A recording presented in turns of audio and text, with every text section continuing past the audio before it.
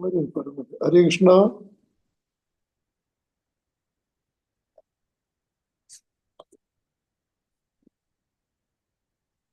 ഓം നമോ ഭഗവതി വാസുദേവായ.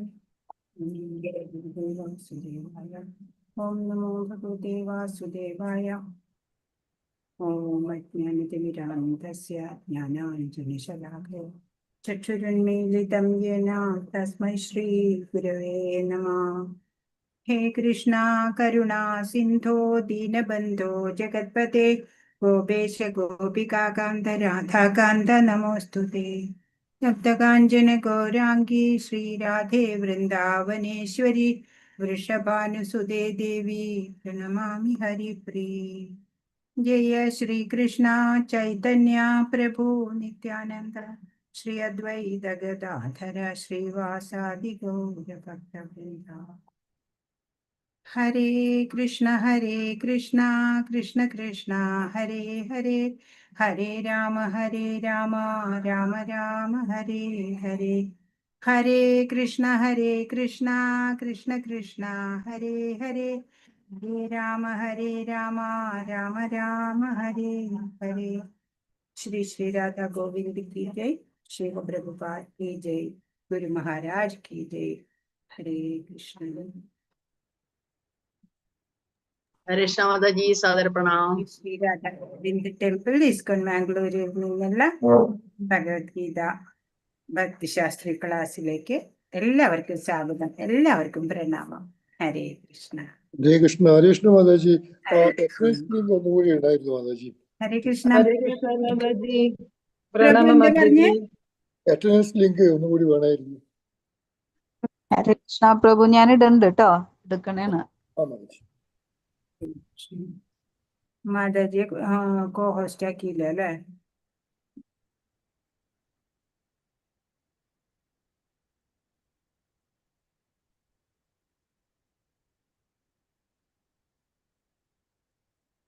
ഹരേ കൃഷ്ണ. നിങ്ങൾക്ക് ഇംപ്രൂവ്മെന്റ് ഉണ്ട് എന്നൊക്കെയാണല്ലോ പറഞ്ഞേ ലാംഗ്വേജ് ലീഡർ. നിങ്ങൾ സ്വന്തം വാക്കുകളിലാണ് ഇപ്പൊ എഴുതണേ. ഭഗവത്ഗീതയൊക്കെ ശരിയായിട്ട് ഗ്രഹിച്ചു എന്നൊക്കെ പറയുന്നുണ്ടായിരുന്നല്ലോ, ശരിയാണോ? ഹരേ കൃഷ്ണ, ശരിയാണോ?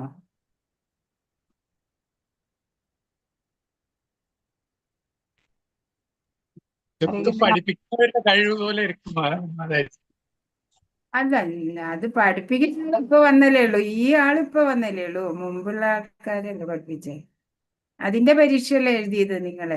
ഇനി മൊഡ്യൂൾ 3 അല്ലേ ഞാൻ പഠിപ്പിച്ചിട്ട് എഴുതാൻ നിങ്ങൾ പോണത്. അത് ചീറണം കേട്ടോ. മൊഡ്യൂൾ 3 കസരണം, മോശമാക്കരുത് കേട്ടോ. നന്നായി മനസ്സിലാക്കണം എല്ലാം. അപ്പൊ നമ്മൾ 6 ശ്ലോകങ്ങളാണ് 15ാമത്തെ അധ്യായത്തിൽ കണ്ടത്. സൂര്യനും എല്ലാത്തിനും തേജസ് നൽകുന്നത് ഭഗവാനാണ്. ഇരുളടഞ്ഞ ഭൗതിക ലോകത്തില് നമ്മൾ ബദ്ധരായിട്ട് കിടക്കുകയാണ്. ഇതൊക്കെ മനസ്സിലാക്കി. അപ്പൊ നമ്മളായിരിക്കണ ആ ജീവാത്മാവ്, ആ ഒരു ബോധം, അവബോധത്തിന് ഏറ്റക്കുറച്ചിലില്ല. എല്ലാം ഭഗവത് അംശമായത് കൊണ്ട് തന്നെ. എങ്കിൽ പിന്നെ എങ്ങനെയാണ് വ്യക്തികൾ വ്യത്യസ്തരാവണത് അല്ലേ? അതായിരിക്കും 7ാമത്തെ ശ്ലോകത്തിൽ അതായിരിക്കും. അപ്പൊ ഇവിടെ എന്താ കാണിക്കുന്നത്? 7 മുതൽ 11 വരെയുള്ള ശ്ലോകങ്ങള് ജീവജാലങ്ങളുടെ ദേഹാന്തര പ്രാപ്തിയെ പറയുന്നു. 12 മുതൽ 15 വരെ പരിപാലിക്കുന്നയാൾ എന്ന നിലയിൽ കൃഷ്ണന്റെ സ്ഥാനത്തെ അഭിനന്ദിക്കുന്നു. 16 മുതൽ 20 വരെ വേദാന്ത സൂത്രങ്ങളുടെ സംഗ്രഹമാണത്രേ. അങ്ങനെയാണ് വിഭജിച്ചിരിക്കുന്നത്.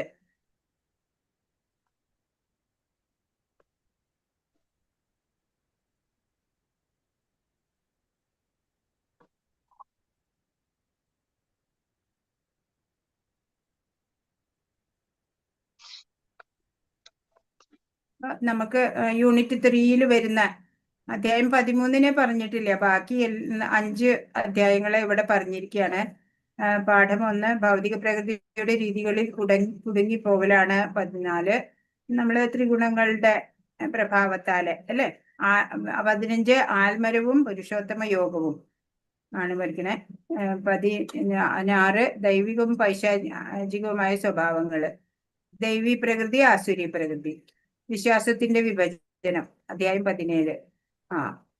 പല 3 തരത്തിലുള്ള വിശ്വാസം, ശ്രദ്ധ എല്ലാം.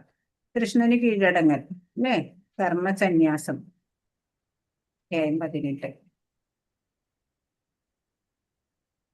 ഈ അധ്യായത്തിന്റെ അവസാനത്തോടെ വിദ്യാർത്ഥികള് ആകെ മാറും എന്നാ പറയണേ. 14 15 ഇടയിലുള്ള ബന്ധം വിശദീകരിക്കാൻ മനസ്സിലാക്കും. പ്രധാന ദാർശനിക ആശയങ്ങളും വാക്യങ്ങളുടെ വിഭാഗങ്ങളും അവ എങ്ങനെ ബന്ധിപ്പിക്കുന്നു എന്ന് മനസ്സിലാക്കും. ഭഗവത്ഗീത അധ്യായം 15 ഒരു സംഗ്രഹം അവതരിപ്പിക്കാൻ പറഞ്ഞാൽ അത് സാധിക്കും. ഈ അധ്യായം പഠിച്ചു കഴിയുമ്പോൾ 1 മുതൽ 7 വരെ ശ്ലോകങ്ങള് മനസ്സിലാക്കും. ഭൗതിക പ്രകൃതിയുടെ സ്ഥാനങ്ങളുടെ നിലയുമായുള്ള ബന്ധം വിശദീകരിക്കുന്ന ആൽമരത്തിന് സമാനമായ ഒരു അവലോകനം അവതരിപ്പിക്കുക. പിന്നെ കൃഷ്ണാവബോധം പ്രസംഗിക്കുന്നതിൽ ആപ്ലിക്കേഷൻ ഭഗവത്ഗീത 7 മുതൽ 15 വരെ ചർച്ച ചെയ്യാൻ പറ്റും. പുരുഷോത്തമ യോഗയുടെ അർത്ഥം ഭഗവത്ഗീത 16 മുതൽ 20 വരെ. അതൊക്കെ നമുക്ക് ചർച്ച ചെയ്യണം. പുരുഷോത്തമ യോഗം എന്ന് പറഞ്ഞാല് ഭൗതിക ലോകത്തിൽ നിന്നുള്ള അകൽച്ചയാണ് 1 മുതൽ 6 വരെയുള്ള ശ്ലോകങ്ങളിൽ കണ്ടത്. ജീവജാലങ്ങളുടെ ദേഹാന്തരപ്രാപ്തി ഇനി കാണും. 7 മുതൽ 11 വരെ. പരിപാലിക്കുന്ന കൃഷ്ണന്റെ സ്ഥാനത്തെ അഭിനന്ദിക്കുന്നത് 12 മുതൽ 15 വരെ ശ്ലോകം. വേദാന്ത സൂത്രങ്ങളുടെ സംഗ്രഹം 16 മുതൽ 20 വരെ ശ്ലോകം.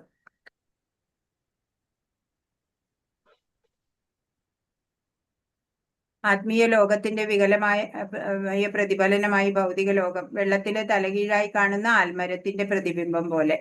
നിശ്ചയദാർഢ്യത്തോടെ മൂർച്ച കൂട്ടി മുക്തിക്ക് അല്ലെ മഴുകൊണ്ട് ഈ ശക്തമായ വേരുകളുള്ള ആൽമരം മുറിക്കുന്ന പ്രക്രിയ പറഞ്ഞു നമ്മള്. അസംഗശസ്ത്രേണ ദൃഢേന ചിത്വാന്ന് ആത്മീയ ഗുരുവിലൂടെയുള്ള കീഴടങ്ങൽ പ്രക്രിയ. പിന്നെ ആത്മീയ ലോകത്തിന്റെ ഗുണങ്ങൾ പറഞ്ഞു അല്ലെ. ചിന്താമണി ധാമം എങ്ങനെയൊക്കെ ഉള്ളതാണ്.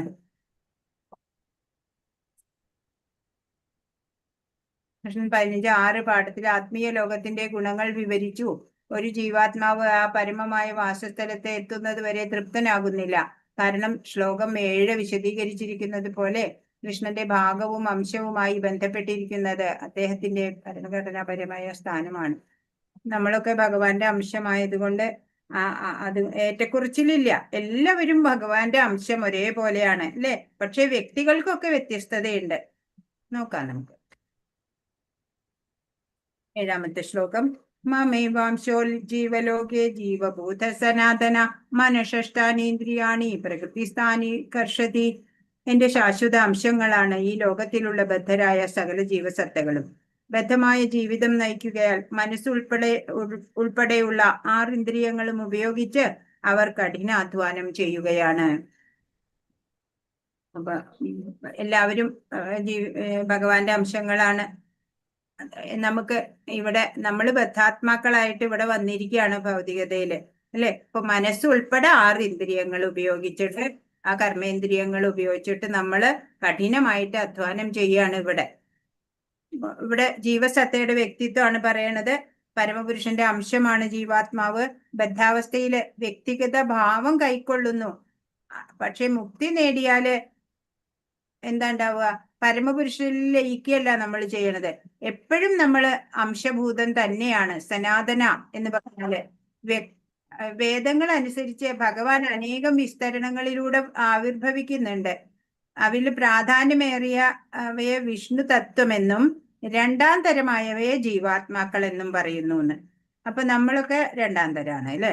മറ്റൊരു രൂപത്തിൽ പറഞ്ഞാൽ വിഷ്ണു തത്വമാണ് സ്വാംശം എന്ന് പറയുന്നവ. വിഭിന്ന അംശങ്ങള് ജീവാത്മാക്കള്. സ്വാംശങ്ങളില് ശ്രീരാമൻ, നരസിംഹം, വിഷ്ണുമൂർത്തി എന്നിവരും വൈകുണ്ഠ ഗ്രഹങ്ങളിലുള്ള പ്രധാന ദേവന്മാരും ഉൾപ്പെടും. അവരൊക്കെയാണ് ശരിക്കും ഉള്ള ആൾക്കാര് അല്ലെ. സ്വന്തം അംശങ്ങളായിട്ടുള്ളത് ദേവന്മാര് ഒക്കെയാണ്. വിഭിന്ന അംശങ്ങള് ജീവാത്മാക്കള്. അവര് നിത്യദാസരാണ്. ഭഗവാന്റെ സ്വാംശങ്ങൾക്ക് വ്യക്തിഗതമായ ദൈവതാഭാവം എല്ലായ്പ്പോഴും ഉണ്ടാവും. അവരൊക്കെ ദൈവികത ഉള്ളവര് തന്നെയാണ്. അതുപോലെ വിഭിന്ന അംശങ്ങൾക്കുമുണ്ട് തനതായ വ്യക്തിത്വം.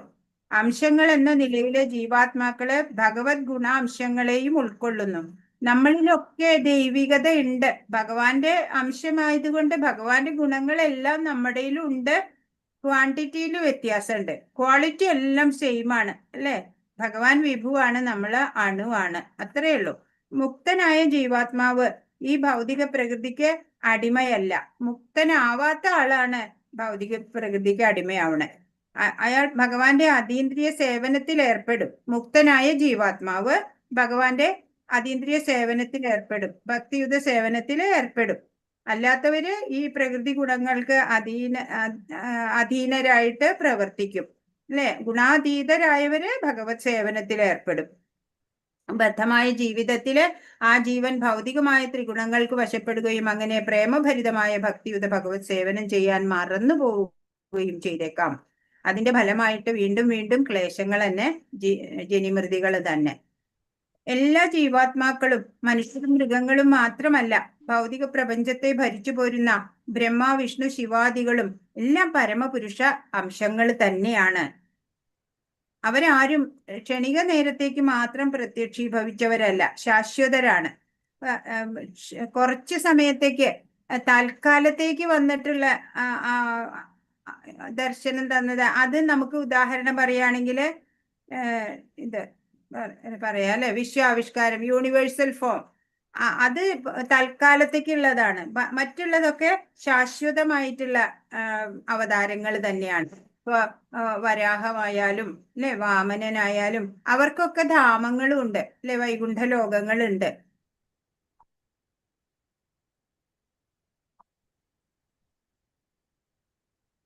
ബദ്ധനായിട്ടുള്ള ജീവാത്മാവ് എന്ന് പറഞ്ഞാല് അവര് ചങ്ങലയാൽ കെട്ടപ്പെട്ടതുപോലെ മിഥ്യാഹങ്കാരത്തിന്റെ കുടുക്കിൽപ്പെട്ടിരിക്കുകയാണ്. ഇന്ദ്രിയങ്ങളും മനസ്സും ഉൾപ്പെട്ടിട്ടുള്ള ഭൗതിക ശരീരം കൊണ്ട് ജീവാത്മാവ് സ്വയം ആവരണം ചെയ്തിരിക്കുകയാണ്. മോചനം നേടുമ്പോ ഈ കവചം നശിച്ചിട്ട് ആത്മീയ ശരീരം അതിന്റെ വ്യക്തിഗതമായ കഴിവുകളോടെ പ്രത്യക്ഷപ്പെടും എന്നാണ് ഈ ശ്ലോകം വ്യക്തമാക്കുന്നത്.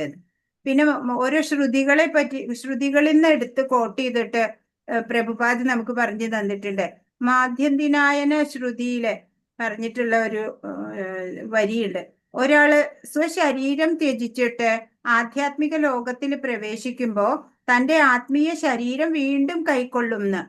അതിലിരുന്നു കൊണ്ട് അയാൾക്ക് പരമപുരുഷനെ മുഖത്തോട് മുഖം കാണാനും സംവദിക്കാനും ശരിക്കും ഭഗവാനെ മനസ്സിലാക്കാനും കഴിയും എന്നാണ് പറയുന്നത്. മാധ്യന്തിനായന ശ്രുതിയിൽ പറയണതാണെന്ന് ഇവിടെ കോട്ട് ചെയ്തിട്ടുണ്ട് 746 പേജില്. വേറൊരു സ്മൃതി, വൈകുണ്ഠമൂർത്തയ സ്മൃതിയില് ആധ്യാത്മിക ലോകങ്ങളില് എല്ലാവരും ഭഗവാന്റേത് പോലുള്ള ശരീരം ഉള്ളവരാണ് എന്ന് പറയുന്നുണ്ട്.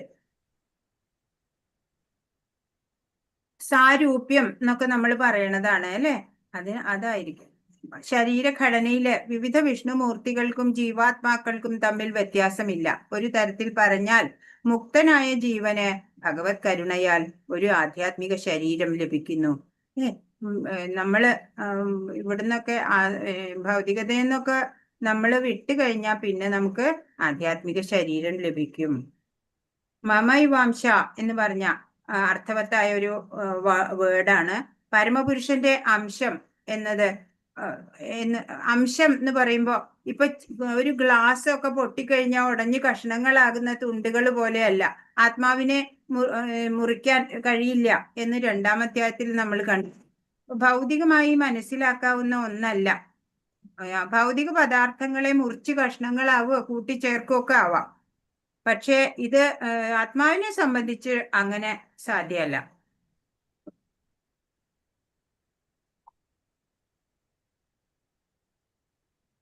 ഗുണം കൊണ്ട് ജീവസത്തകളും ഭഗവത് സദൃശങ്ങൾ തന്നെയാണ് എന്ന് നമ്മൾ അറിയണം. അതിന്റെ എല്ലാ ഗുണങ്ങളും ഭഗവാന്റേതായ ഗുണങ്ങളൊക്കെ നമുക്കുമുണ്ട്.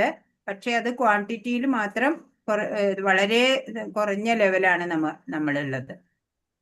ഇവിടെ ശ്രീകൃഷ്ണന്റെ വികാസങ്ങൾ, വ്യക്തിപരമായ അല്ലെങ്കിൽ പ്രാഥമിക വികാസം, അതിനെ സ്വാംശ എന്ന് പറയും അല്ലെ, സ്വാംശങ്ങൾ എന്ന് പറയും. വിഷ്ണു തത്വം എന്നും പറയും. വേർപിരിഞ്ഞതോ ദ്വിതീയമോ ആയ വികാസങ്ങള്, അത് വിഭിന്ന അംശങ്ങള്, അത് ജീവസത്തകള്.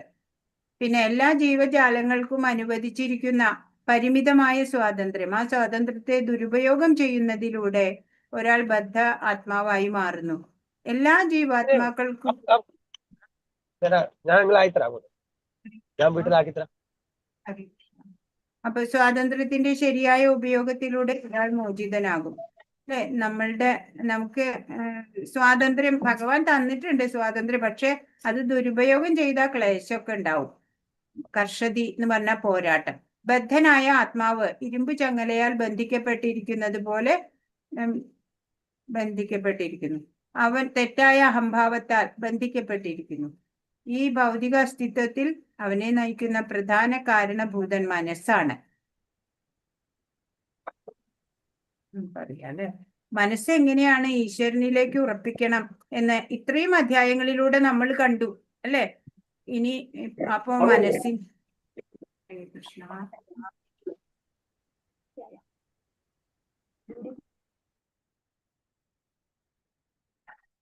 അപ്പൊ ജീവൻ ഗർഭാവസ്ഥയിലാണ് ഈ മാംസ അസ്ഥി രൂപത്തിൽ എത്തുന്നതും ഈ ലോകത്തില് പലരുമായി നിരന്തര സമ്പർക്കം വരുമ്പോഴാണ് സംസാര ക്ലേശത്തിന് കാരണമാകുന്നതും. അല്ലെ, ശരീരം ഉപേക്ഷിക്കുമ്പോഴോ സഹജാതികൾ ഒരുമിച്ച് അടുത്ത ആ ലോകത്തിലേക്ക് പോവുകയും അല്ലെ പിന്നീട് വീണ്ടും ചിലപ്പോൾ തിരിച്ചു വരികയും ഒക്കെ ചെയ്തുകൊണ്ടിരിക്കുകയാണ്.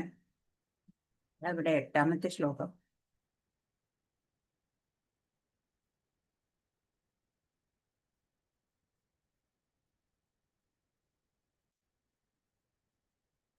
ശരീരം യഥവാപ്നോതി യച്ഛാപ്യുത്തമതീശ്വര ഗൃഹീത്വൈതാനി സംയാതി വായുർഗന്ധാനി വാശയാത്. ഭൗതിക ലോകത്തിലെ ജീവസത്ത കാറ്റ് ഗന്ധങ്ങളെ എന്ന പോലെ ജീവിത സങ്കല്പങ്ങളെ ഒരു ശരീരത്തിൽ നിന്ന് മറ്റൊന്നിലേക്ക് കൊണ്ടുപോകുന്നു. അങ്ങനെ ഒരു തരത്തിലുള്ള ശരീരം ഉപേക്ഷിച്ച് മറ്റൊരു തരത്തിലുള്ള ശരീരം സ്വീകരിക്കുന്നു. പുനരഭി ജനനം പുനരഭി മരണം എന്ന് പറയണത് അല്ലെ. ശരീരം മാത്രാണ് നശിക്കണത്. മനസ്സും ജ്ഞാനേന്ദ്രിയങ്ങളും ഒക്കെ സൂക്ഷ്മ ശരീരമായിട്ട് നശിക്കാതെ തുടരുന്നുണ്ട്.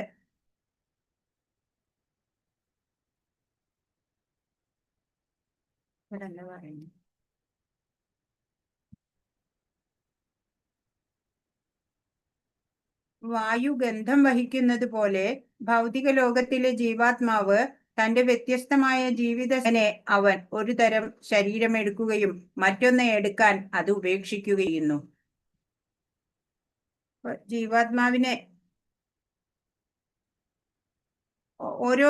ഓരോ ജീവാത്മാവും സ്വന്തം ശരീരം നിയന്ത്രിക്കുന്നു എന്നതിലാണ് പറയണത്. തന്നിഷ്ടമാണെങ്കിൽ ജീവാത്മാവിന് ഇഷ്ടമുണ്ടെങ്കിൽ നമുക്ക് ഈ ജീവാത്മാവിന് അത്തരം പ്രവർത്തികൾ ചെയ്തിട്ട് ഒരു മേന്മ കൂടിയ ശരീരവും സ്വീകരിക്കാൻ കഴിയും.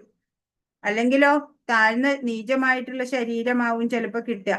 അതിനും ഏതാ നമുക്ക് തീരുമാനിക്കാം അല്ലെ. നമ്മൾ തടസ്ഥ ശക്തിയാണ് അല്ലെ.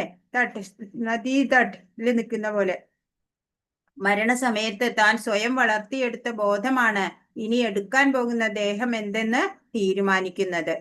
നമുക്ക് അത് എപ്പോഴും അറിയാം അല്ലെ. തന്റെ ബോധത്തെ ഒരു പൂച്ചയുടെയോ പട്ടിയുടെയോ മട്ടിലാണ് അയാൾ ആക്കി തീർക്കുന്നത് എന്നുണ്ടെങ്കിൽ തീർച്ചയായും അത്തരം ഒരു ശരീരമാണ് പിന്നീട് കിട്ടുക. തന്റെ ബോധത്തിനെ ദൈവിക കാര്യങ്ങളിലാണ് ഉറപ്പിക്കുന്നതെങ്കിലോ അയാൾക്ക് കൈവരുന്നത് ദേവരൂപമായിരിക്കും. കൃഷ്ണാവബോധം വളർത്തിപ്പോന്ന ഒരാൾക്ക് ആധ്യാത്മിക ലോകത്തിലുള്ള കൃഷ്ണലോകം പ്രാപിച്ച് ഭഗവാന്റെ സഹചാരിയാവാം. ദേഹനാശത്തോടെ എല്ലാം തീർന്നു എന്നത് പൊള്ളയായ അവകാശവാദമാണ് അല്ലെ. ഓരോ വ്യക്തിഗത ആത്മാവും ഈ ഒരു ദേഹം വിട്ട് മറ്റൊന്നിലേക്ക് പോവുകയാണ് ചെയ്യണത്, അല്ലാണ്ട് അവിടെ അവസാനിക്കണില്ല. ഈ ജന്മത്തിലെ ശരീരവും അത് ചെയ്ത കർമ്മങ്ങളുമാണ് അടുത്ത ജന്മത്തിലെ ശരീരാകൃതി എന്തെന്ന് നിർണയിക്കുക. കർമ്മങ്ങൾക്കനുസരിച്ച് ശരീരങ്ങൾ വ്യത്യസ്തങ്ങളായിരിക്കും.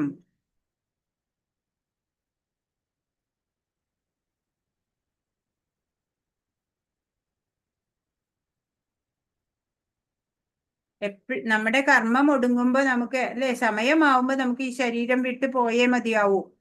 അപ്പൊ വരുന്ന പിറപ്പില് ശരീരം മാതൃക ഉൾക്കൊള്ളുന്ന സൂക്ഷ്മദേഹം അന്ന് പുതിയൊരു ആകൃതിയാണ് എടുക്കുക എന്നിവിടെ പറയാണ്. ഒന്നിൽ നിന്ന് മറ്റൊന്നിലേക്കുള്ള ഈ ശരീരമാറ്റത്തെയും ഓരോ പിറവിയിലും അനുഭവിക്കുന്ന ക്ലേശങ്ങളെയും ഉദ്ദേശിച്ചാണ് കർഷതി എന്ന് പറയുന്നത്. നിലനിൽപ്പിനു വേണ്ടിയുള്ള പ്രയത്നം എന്നാണ് കർഷതി എന്ന് പറഞ്ഞാല്.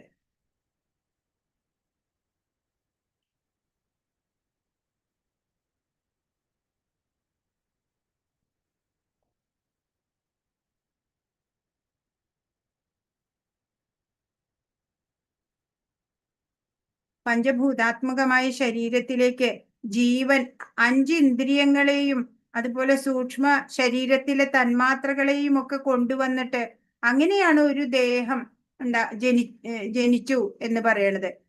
ശരീരം നിശ്ചലമാകുമ്പോഴോ ഈ ശരീരത്തിൽ നിന്ന് ജീവൻ ഇന്ദ്രിയങ്ങളെ മുഴുവൻ എടുത്തുകൊണ്ട് പോവുകയാണ്. ഈ ഇന്ദ്രിയങ്ങള് എന്തൊക്കെയാണ് എന്നാണ് ഇവിടെ 9ാമത്തെ ശ്ലോകം പറയണത്. ശ്രോത്രം ചക്ഷുസ്പർശനം ച രസനം ഘ്രാണമേവ ച അധിഷ്ഠായ മനശ്ചായം വിഷയാനുപസേവതേ. ഇപ്രകാരം മറ്റൊരു സ്ഥൂല ശരീരം കൈക്കൊള്ളുന്ന ജീവസത്ത മനസ്സിനിണങ്ങിയ 5 ഇന്ദ്രിയങ്ങൾ, അതായത് കണ്ണ്, ചെവി, നാവ്, മൂക്ക്, ത്വക്ക് എന്നിവ സ്വീകരിക്കുകയും അവയിലൂടെ ഒരു കൂട്ടം ഇന്ദ്രിയ വിഷയങ്ങളെ ആസ്വദിക്കുകയും ചെയ്യുന്നു. അപ്പൊ ജീവസത്ത സ്വന്തം ബോധത്തിലെ പൂച്ചയ്ക്കോ നായ്ക്കോ അനുയോജ്യമായ സ്വഭാവ വിശേഷങ്ങളെ കൂട്ടിക്കലർത്തുകയാണെന്നുണ്ടെങ്കിൽ വരുന്ന ജന്മത്തില് പൂച്ചയുടെയോ നായയുടെ ശരീരമായിരിക്കും കിട്ടണത്. അതിനെ ആസ്വദിക്കുകയും ചെയ്യും. ഓരോ ശരീരം കിട്ടുമ്പോ നമ്മളും അല്ലെ. അവബോധം സ്വതേ വെള്ളം പോലെ വിശുദ്ധമായതാണ് അവബോധം. എന്നാൽ ഏതെങ്കിലും നിറം അതിൽ ചേർക്കുമ്പോ വെള്ളം പോലെ ആ നിറം സ്വീകരിക്കണു വെള്ളം. അങ്ങനെ ജീവാത്മാവ് വിശുദ്ധനാണ്, അവബോധവും വിശുദ്ധൻ തന്നെയാണ്. ഭൗതിക ഗുണങ്ങളുടെ സമ്പർക്കത്താലാണ് അവബോധത്തിന് പല പല മാറ്റങ്ങൾ വരുന്നത്. യഥാർത്ഥ ബോധം എന്ന് പറയുന്നത് കൃഷ്ണാവബോധമാണ്. നമ്മുടെയൊക്കെ ഉള്ളില് കൃഷ്ണപ്രേമമാണ് ഉള്ളത്. കൃഷ്ണാവബോധസ്ഥനായ ഭക്തന്റെ ജീവിതം വിശുദ്ധാണ്. ഏതെങ്കിലും ഭൗതിക ചിന്തകൾ കൊണ്ട് അവബോധം കലുഷിതമാണ് എന്നുണ്ടെങ്കില് അടുത്ത ജന്മത്തിൽ അതിനനുസൃതമായിട്ടുള്ള ഒരു ശരീരം കിട്ടും. മനുഷ്യ ശരീരം തന്നെ ആവണം എന്നില്ല. പൂച്ചയോ നായോ പന്നിയോ ദേവതയോ അല്ലെങ്കിൽ 84 ലക്ഷം വിധത്തിലുള്ള ജീവികളിൽ ഏതെങ്കിലും ഒന്നായിട്ട് പിറക്കാൻ നമ്മൾ സാധ്യതയുണ്ട്. ഇതൊന്നും ഒരു മൂഢന്മാര് മനസ്സിലാക്കണില്ല അല്ലെ. സാധാരണ ജനങ്ങൾ മനസ്സിലാക്കണില്ല. ഇപ്പൊ അറവുശാലയില് ഒരു മൃഗം അറക്കപ്പെടുമ്പോഴും അടുത്ത മൃഗം അവിടെ നിന്ന് പുല്ല് തിന്നോണ്ടിരിക്കുന്നുണ്ടാവും. അടുത്തത് തന്റെ ടേൺ ആണ് എന്ന് അതിന് മനസ്സിലാവണില്ല അല്ലെ. അതുപോലെ മൂഢന്മാര് മരണം എനിക്കുണ്ടാവില്ല എന്ന് കരുതും അല്ലെ. മായാപഹൃതം അല്ലെ. മനസ്സിലാക്കാനുള്ള കഴിവ് ഇല്ലാത്തവർക്ക് ബുദ്ധിമുട്ടേണ്ടി വരും.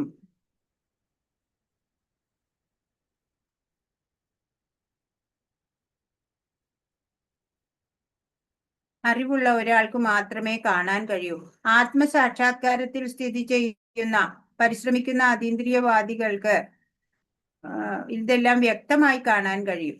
എന്നാൽ മനസ്സ് വികസിക്കാത്തവരും ആത്മസാക്ഷാത്കാരത്തിൽ സ്ഥിതി ചെയ്യാത്തവരുമായവർക്ക് അവർ ശ്രമിച്ചാലും സംഭവിക്കുന്നത് കാണാൻ കഴിയില്ല.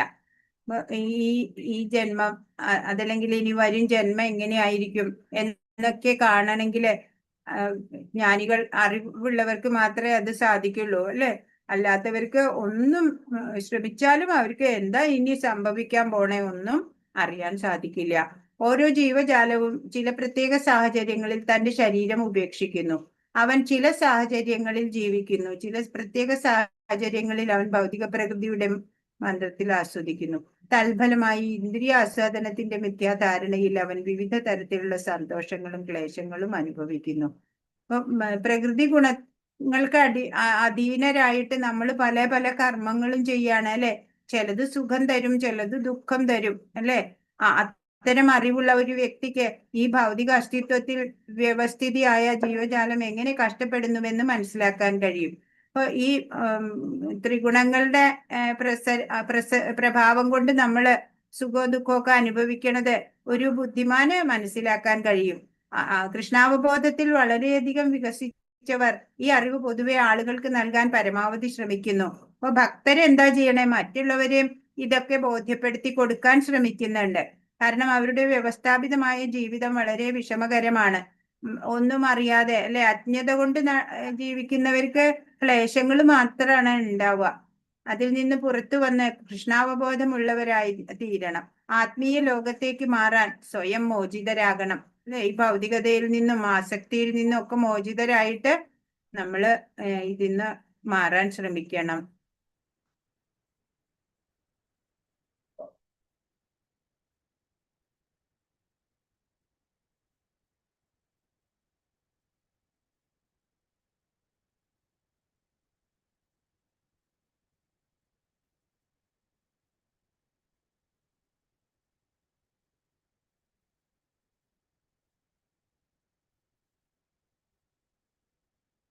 ഒരു പ്രത്യേക തരം ശരീരത്തിൽ സ്ഥാപിച്ചു കഴിഞ്ഞാൽ അവൻ പ്രകൃതിയുടെ നിയന്ത്രണത്തിൽ അത് വെക്കില്ല. 10ാമത്തെ ശ്ലോകം പറയണത്, ലോകവിഷയങ്ങളുടെ പിറകെ പോകുന്ന ലൗകികനായ ഒരാൾക്ക് ഇതിനെക്കുറിച്ചൊന്നും വേർതിരിച്ച് കാണാൻ പറ്റില്ല. ജീവനോട് ബന്ധപ്പെട്ട മനസ്സ് വേറെ എന്ന് ഒരു യോഗിക്ക് മനസ്സിലാവും, പക്ഷെ ഒരു ലൗകികൻ അതറിയില്ല. അതാണ് 10ാമത്തെ ശ്ലോകം പറയണത്.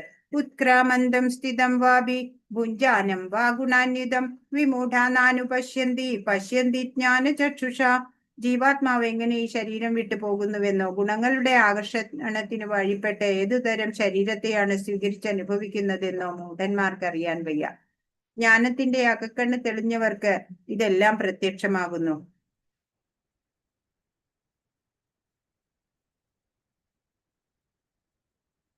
ജ്ഞാനചക്ഷുഷ എന്ന് പറയണത്, ഒരു ജീവൻ തന്റെ ശരീരം വിട്ടു പോകുന്നത് എങ്ങനെയാണെന്നോ വരും ജന്മം ഏതൊരാകൃതിയിൽ ജനിക്കുമെന്നോ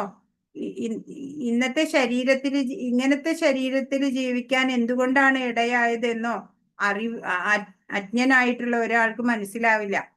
ഭഗവത്ഗീതയും അതുപോലുള്ള വിശിഷ്ട ഗ്രന്ഥങ്ങളും പഠിച്ച വിശ്വാസിനായ ഒരു ആധ്യാത്മിക ഗുരുവിൽ നിന്ന് കേട്ട് മനസ്സിലാക്കിയ മഹത്തായ ജ്ഞാനം വേണം ഇത് മനസ്സിലാക്കണമെന്നുണ്ടെങ്കിൽ. ഇതെല്ലാം കണ്ടറിയാൻ ശീലിച്ചവർ ഭാഗ്യവാന്മാരാണ്. ഓരോ ജീവനും പ്രത്യേകം ചില പരിതസ്ഥിതികളിലാ ദേഹം ത്യജിക്കേണ്ടി വരിക. ചില പരിതസ്ഥിതികളില് ജീവിച്ചോണ്ടും ഇരിക്കുകയാണ്. പ്രകൃതി ഗുണങ്ങൾക്ക് അടിമപ്പെട്ട് ചില പരിതസ്ഥിതികള് സുഖമുള്ളതാവും, അല്ലെ, ഇന്ദ്രിയ ഭോഗങ്ങൾ എന്ന വ്യാമോഹത്തോടെ പല പല സുഖ ദുഃഖങ്ങളൊക്കെ അനുഭവിക്കും. അങ്ങനെ കാമലോഭങ്ങൾക്ക് അടിമപ്പെട്ട് അങ്ങനെയുള്ളവർക്ക് ശരീരങ്ങൾ മാറുന്നു എന്നോ പ്രത്യേക ശരീരത്തിൽ ജീവിക്കുന്നു എന്നോ അറിയാനുള്ള ശക്തി നഷ്ടപ്പെടും.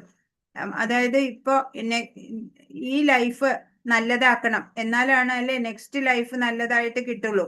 അതൊന്നും അവർക്ക് ഉൾക്കൊള്ളാൻ സാധിക്കില്ല. ആധ്യാത്മിക ജ്ഞാനം വളർത്തിയെടുത്തവർക്കോ ശരീരത്തിൽ നിന്ന് വ്യത്യസ്തമാണ് ആത്മാവെന്നറിയാം.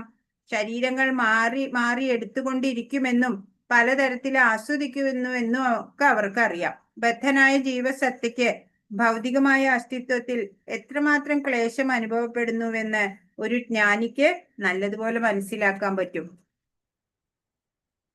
ജീവനെയും മനസ്സിനെയും രണ്ടായിട്ട് കാണണം, അല്ലെ. ചിത്തശുദ്ധിയാണ് നമുക്ക് ഏറ്റവും ആവശ്യമുള്ളത്.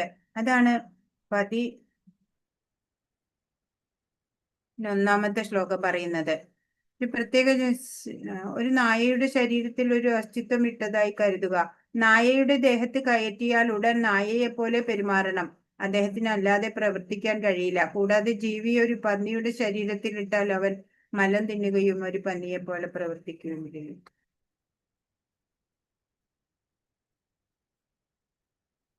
11ാമത്തെ നമ്മൾ കണ്ടില്ല. യദന്തോ യോഗിനശ്ചൈനം പശ്യന്തി ആത്മന്യവസ്ഥിതം യദന്തോപ്യകൃതാത്മാനോ നൈനം പശ്യന്ത്യ ചേതസ. ആത്മസാക്ഷാത്കാരം ലഭിച്ച് എപ്പോഴും യത്നിച്ചുകൊണ്ടേയിരിക്കുന്ന അതീന്ദ്രിയവാദികൾക്ക് ഇതെല്ലാം വ്യക്തമായി കാണാൻ കഴിയും. മനോവികാസം പ്രാപിക്കാത്തവർക്കും ആത്മസാക്ഷാത്കാരം ലഭിക്കാത്തവർക്കും ശ്രമിച്ചാലും എന്താണ് സംഭവിക്കുന്നതെന്ന് കാണാൻ കഴിയില്ല.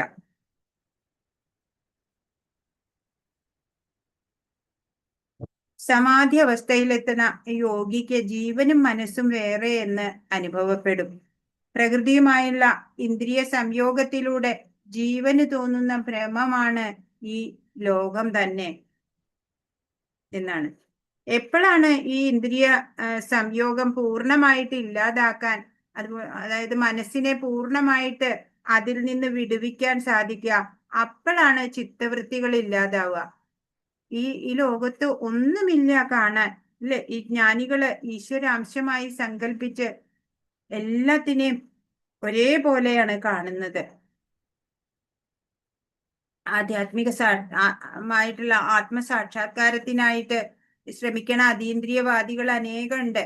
ആത്മസാക്ഷാത്കാരം ലഭിക്കാത്ത ഒരാൾക്കും ഈ ജീവാത്മാവിന് ശാരീരികമായി വരുന്ന മാറ്റങ്ങളെ പറ്റി അറിയാനാവില്ല. ശരിക്കും യോഗചര്യയിൽ ഏർപ്പെട്ട് ആത്മാവിനെയും പ്രപഞ്ചത്തിനെയും പരമപുരുഷനെയും സാക്ഷാത്കരിച്ചവർക്ക്, അതായത് ഭക്തിയോഗികൾക്ക്, കൃഷ്ണാവബോധത്തോടെയുള്ള വിശുദ്ധ ഭക്തിയുടെ സേവനത്തിൽ മുഴുകിയവർക്ക്, അവർക്ക് മാത്രാണ് എന്താണ് ഇനി സംഭവിക്കുന്നതെന്ന് മനസ്സിലാക്കാൻ സാധിക്കുള്ളൂ എന്നാണ് 11ാമത്തെ ശ്ലോകം പറയുന്നത്. ഇനി 12ൽ എന്താ പറയുന്നത്? ഭഗവാൻ പറഞ്ഞു, ആദിത്യൻ എന്നെ പ്രകാശിപ്പിക്കുന്നില്ല, ഞാനാണ് ആദിത്യനെ പ്രകാശിപ്പിക്കുന്നത് എന്ന്, അല്ലെ? അപ്പൊ അതാണ് ഇവിടെ 12ൽ പറയണേ. യദാദിത്യഗതം തേജോ ജഗത് ഭാസയതേഖിലം യന്ദ്രമസി യഗ്നൗ തത്തേജോ വിദ്ധി മാമകം. പ്രപഞ്ചത്തിലെ അന്ധകാരം അത്രയും നീക്കി അതിനെ ശോഭായമാനമാക്കുന്ന സൂര്യന്റെ തേജസ് എന്നിൽ നിന്നാണ് വരുന്നത്. ചന്ദ്രന്റെയും അഗ്നിയുടെയും തേജസ്സുകളും എന്നിൽ നിന്നു തന്നെ വരുന്നവയാണ്. സൂര്യചന്ദ്രന്മാരും അഗ്നിയും വൈദ്യുതിയും ഒക്കെ സുപരിചിതങ്ങളാണ് നമുക്ക്. ഇവിടെ എല്ലാം തേജസ്സുകൾക്ക് പരംപുരുഷനായ ഭഗവാൻ തന്നെയാണ് ഉറവിടം. കൃഷ്ണാവബോധത്തിന്റെ ആരംഭമായ ഈ ജീവിത ദർശനം ലഭിക്കുമ്പോൾ ഭൗതിക ലോകത്തില് ഈ ജീവാത്മാവിന് പുരോഗതി ഉണ്ടാവുക തന്നെ ചെയ്യും. ഇതൊക്കെ ശരിയായിട്ട് അറിയാൻ ശ്രമിക്കുക വേണ്ടു. തികച്ചും ഭഗവത് അംശങ്ങളാണ് ജീവാത്മാക്കള്. അവർക്ക് സ്വഭവനമായിട്ടുള്ള ഭഗവത് ധാമത്തിൽ തിരിച്ചെത്താൻ എങ്ങനെ കഴിയും? അതാണ് ഇവിടെ ഭഗവാൻ സൂചിപ്പിക്കുന്നത്. സൗരയൂഥത്തെ പ്രകാശിപ്പിക്കുന്നത് സൂര്യനാണ് എന്ന് ഈ ശ്ലോകത്തിൽ നിന്ന് മനസ്സിലായി. വേറെ വിശ്വങ്ങളും സൗരഗ്രഹമണ്ഡലങ്ങളും ഉണ്ട്, സൂര്യചന്ദ്രന്മാരും ഗ്രഹങ്ങളും ഉണ്ട്. എന്നാൽ ഓരോ വിശ്വത്തിലും സൂര്യൻ ഒന്ന് മാത്രമേ ഉള്ളൂ. ചന്ദ്രൻ നക്ഷത്രങ്ങളിൽ ഒന്നാണെന്നാണ് ഭഗവത്ഗീത പറയണത്. നക്ഷത്രാണാമഹം ശശി എന്ന്. ഭഗവാന്റെ പരവ്യോമത്തിലെ ആധ്യാത്മിക ജ്യോതിസാണ് സൂര്യപ്രകാശമാകുന്നത്. സൂര്യോദയത്തോടെ മനുഷ്യരുടെ പ്രവർത്തനം ആരംഭിക്കും.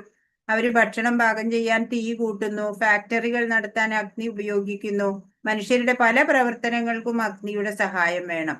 സൂര്യപ്രകാശം, അഗ്നി, നിലാവ് എന്നിവ ജീവാത്മാക്കൾക്ക് ഒഴിച്ചുകൂടാൻ പറ്റാത്തതാണ്. അപ്പൊ മുൻപറഞ്ഞവയുടെയൊക്കെ തേജോ വിശേഷങ്ങളൊക്കെയും ഭഗവാനിൽ നിന്നാണ് അല്ലെ ഉദിക്കുന്നത്. ആ അറിവ് തന്നെ മതി കൃഷ്ണാവബോധം നമുക്ക് നമ്മളിൽ ഉദിക്കാൻ. ചന്ദ്രപ്രകാശമാണ് സർവ്വസസ്യങ്ങളെയും പരിപോഷിപ്പിക്കുന്നത്. കൃഷ്ണന്റെ കരുണയാലാണ് നമ്മളെല്ലാവരും ജീവൻ തന്നെ നിലനിർത്തുന്നത് എന്നറിയുമ്പോ നമുക്ക് ആ കൃഷ്ണാവബോധത്തിലേക്ക് നമ്മളെ നയിക്കാൻ പിന്നെ വേറൊന്നും വേണ്ട.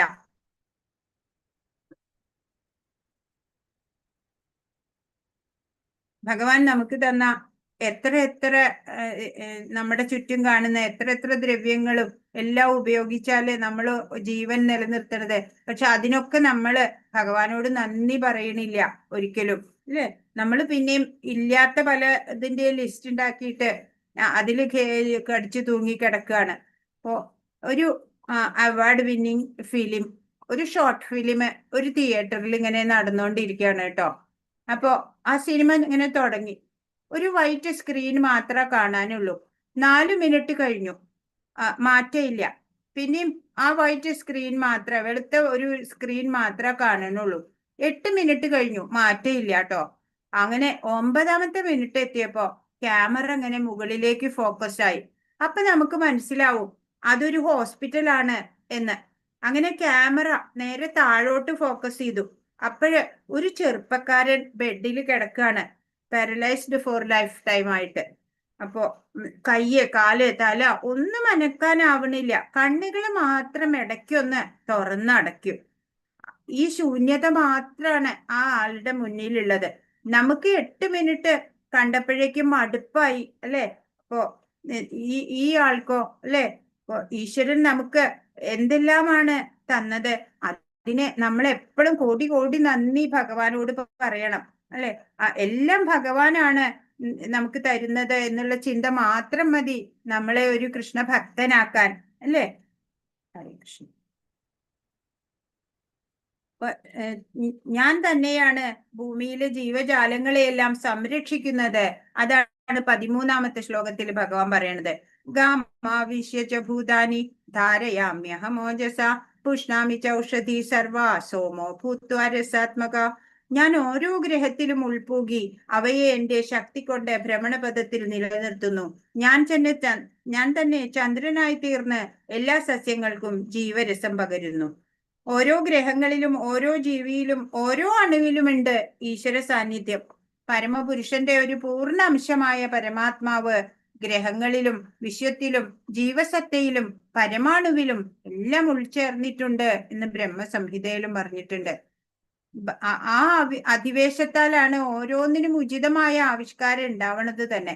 ഇപ്പൊ ജീവാത്മാവ് ശരീരത്തിൽ ഇരുന്നു കൊണ്ട് ശരീരത്തിന് വെള്ളത്തിന് മീതെ പൊങ്ങി കടക്കാൻ കഴിയും. ജീവാത്മാവ് ശരീരത്തിൽ ഇരിക്കുന്നത് കൊണ്ടാണ് അങ്ങനെയൊക്കെ ഓരോ കഴിവുള്ളത്. ഈ ജീവാംശം നഷ്ടപ്പെട്ടാലോ ദേഹം മുങ്ങിപ്പോവും. ജീർണിച്ചു കഴിഞ്ഞാല് വൈക്കോൽ തുരുമ്പ് പോലെ പൊങ്ങിക്കിടക്കും. എങ്കിലും മരിച്ച ഉടനെ മുങ്ങിപ്പോവും എന്ന് തന്നെയാണ് പതിവ്. ഇങ്ങനെ ഗ്രഹങ്ങളെല്ലാം ശൂന്യാകാശത്തില് ഒഴുകി നടക്കുന്നത് ഭഗവാന്റെ പരമശക്തി അന്തർഭവിച്ചിട്ടുള്ളത് കൊണ്ടാണ്. ഇപ്പൊ ഈ billions and billions of universe ഒക്കെ ഇങ്ങനെ ഈ പ്രപഞ്ചത്തില് അതാത് സ്ഥാനത്ത് സെറ്റാക്കി വെച്ചിരിക്കുന്നത് അല്ലെ, അതൊക്കെയും ഭഗവാൻ അതിൽ അന്തർഗതനായിട്ട് ഉള്ളത് കൊണ്ട് തന്നെയാണ്. അതിന് എക്സാമ്പിൾ ആയിട്ടാണ് പറയണത്. നമ്മുടെയൊക്കെ ശരീരം ഈ ജീവാംശം നഷ്ടപ്പെട്ടാല് അപ്പോഴേ തന്നെ മുങ്ങിപ്പോവും. അങ്ങനെ ജീർണിച്ച് പിന്നെ കഴിയുമ്പോഴാ അല്ലെ, 3 ദിവസമൊക്കെ കഴിയുമ്പോഴാ പിന്നെ ആ ശരീരം ഇങ്ങനെ പൊങ്ങി വരിക എന്നൊക്കെ പറയാ അല്ലെ. അപ്പൊ അതിൽ നിന്ന് തന്നെ മനസ്സിലാക്കാം ഈ ഭഗവാൻ ആ ജീവചൈതന്യത്തിന്റെ ആ പ്രസക്തി. സർവചരാചരങ്ങളും സ്വസ്ഥാനങ്ങളിൽ സ്ഥിതി ചെയ്യുന്നത് ഭഗവാന്റെ ശക്തിയാലും പ്രഭാവത്താലും തന്നെയാണ്. സൂര്യൻ പ്രകാശിക്കുന്നതിനും ഗ്രഹഗോളങ്ങൾ ചലിക്കുന്നതിനും കാരണം ഭഗവാൻ മാത്രമാണെന്ന് വേദസൂക്തങ്ങളും പറയുന്നുണ്ട്. ഭഗവാന്റെ സഹായം ഇല്ലെങ്കിൽ ഈ ഗ്രഹങ്ങളെല്ലാം കാറ്റത്ത് പൊടി പോലെ പറന്നടിഞ്ഞു തീരുമെന്ന പറയാം. ചെടികൾക്ക് ചന്ദ്രനിലൂടെ പോഷണം കിട്ടുന്നതിന് കാരണം ഭഗവാനാണ്. ചന്ദ്രന്റെ സ്വാധീന ശക്തി മൂലം സസ്യങ്ങള് സ്വാദുള്ളവയാകുന്നു അല്ലെ. ആ ഫലങ്ങളും ഒക്കെ സസ്യങ്ങൾക്കൊക്കെ ഔഷധികൾ നൽകുന്നത് നിലാവാണ്. പിന്നെ ഭഗവത് ദത്തങ്ങളായിട്ടുള്ള വിഭവങ്ങളുടെ സഹായത്താലാണ് മനുഷ്യവർഗം സുഖമായി ജീവിക്കുന്നതും ഭക്ഷിക്കുന്നതും പ്രവർത്തിക്കുന്നതും എല്ലാം. ആ ഭഗവാന്റെ സഹായം കൂടാതെ നമുക്ക് ജീവിക്കാനാവില്ല. ഭൂമിയിലെ ജീവൻ നിലനിർത്തുന്നത് ഭഗവാനാണ്. എല്ലാ ജീവജാലങ്ങളുടെ ഉള്ളിലും ഇരുന്ന് ജഠരാഗ്നിയായിട്ട് മാറുന്നത്, ഉള്ളിലേക്ക് എടുക്കുന്ന പ്രാണവായു പുറത്തേക്ക് അപാനവായുവുമായി ചേർന്ന് അല്ലെ ശരീരത്തിന് ഉൾക്കൊള്ളാനും പുറന്തള്ളാനും ഒക്കെയും സഹായിക്കുന്നത് എല്ലാം ഭഗവാനാണ്. അതാണ് 14ാമത്തെ ശ്ലോകം പറയുന്നത്. അഹം വൈശ്വാനരോ ഭൂത പ്രാണിനാം ദേഹമാശ്രിത പ്രാണാപാന സമായുക്ത പജാമ്യന്നം ചതുർവിധം. സകല ജീവികളിലുമുള്ള ദഹനാഗ്നിയാണ് ഞാൻ. ഉൾക്കൊള്ളുന്നതും പുറത്തു തള്ളുന്നതുമായ പ്രാണവായുവിനോട് ചേർന്ന് ഞാൻ 4 വിധത്തിലുള്ള ആഹാരങ്ങളെയും ദഹിപ്പിക്കുന്നു.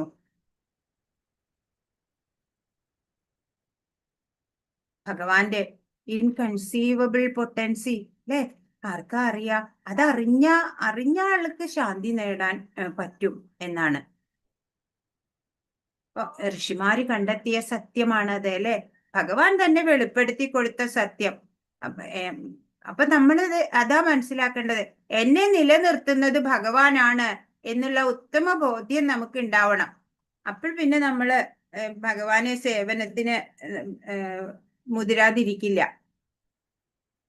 ഭക്ഷിക്കുന്നത് എന്തും ദഹിപ്പിച്ചു പോരുന്ന ഒരു അഗ്നിയുണ്ട് നമ്മുടെ ഉള്ളില്, ജഠരാഗ്നി, വൈശ്വാനരൻ എന്ന് പറയണത്. ആ അഗ്നി എരിയുന്നില്ല എന്നുണ്ടെങ്കിൽ വിശപ്പ് ഉണ്ടാവില്ല നമുക്ക്. എരിയണ കാരനാണ് വിശപ്പ് ഉണ്ടാവണത്. അതൊക്കെയും ഭഗവാന്റെ പ്രതിനിധി തന്നെയാണ് എന്ന്. ഭഗവാൻ ഉദരത്തിന്റെ ഉള്ളിൽ അഗ്നിരൂപിയായിട്ട് എല്ലാത്തരം ഭക്ഷണങ്ങളെയും ദഹിപ്പിക്കുകയാണ് എന്ന് ബൃഹദാരണ്യക ഉപനിഷത്തിലും പറയുന്നുണ്ട്.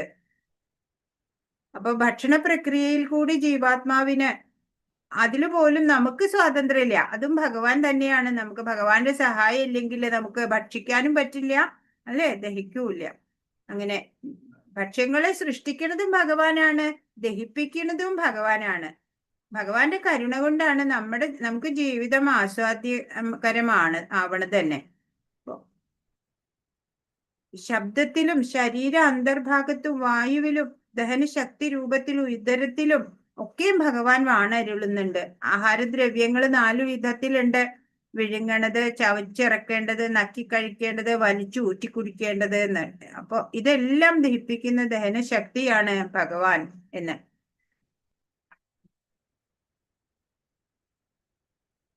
കൃഷ്ണൻ ദഹനത്തിന് അഗ്നിയാണ്. അങ്ങനെ അദ്ദേഹം ഭക്ഷ്യവസ്തുക്കൾ ഉൽപ്പാദിപ്പിക്കുകയും ദഹിപ്പിക്കുകയും ചെയ്യുന്നു. പരമാത്മാവെന്ന നിലയിൽ അദ്ദേഹം എല്ലാ പ്രവർത്തനങ്ങളും ആരംഭിക്കുന്നു. ആവശ്യമായ അറിവ് ജീവൻ നൽകപ്പെടുന്നു, അതിന് സ്മരണ നൽകപ്പെടുന്നു. കൂടാതെ അവൻ തന്റെ മുൻകാല ജീവിതത്തെക്കുറിച്ചും മറക്കുന്നു. ഭഗവാനെ നമ്മള് എവിടെയാണ് തിരയേണ്ടത്? അതാ 15ാമത്തെ ശ്ലോകം പറയണത്. സർവസ്യ ചാഹം ഹൃദി സന്നിവിഷ്ടോ മത്തസ്മൃതി ജ്ഞാനമപോഹനം ച വേദൈശ്ച സർവൈരഹമേവ വേദ്യോ വേദാന്തകൃത് വേദവിദേവ ചാഹം. ശക്തിയിലൂടെ നമ്മൾ ലോകത്തിനെ നോക്കി കാണാണ്, അല്ലെ.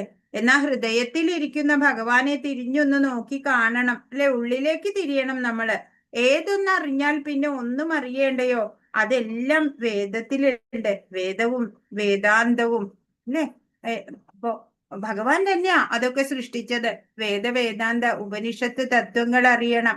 ഒരു ഗുരുവിന്റെ നിർദ്ദേശത്താല് ജ്ഞാനം ആർജിക്കണം, അല്ലെ.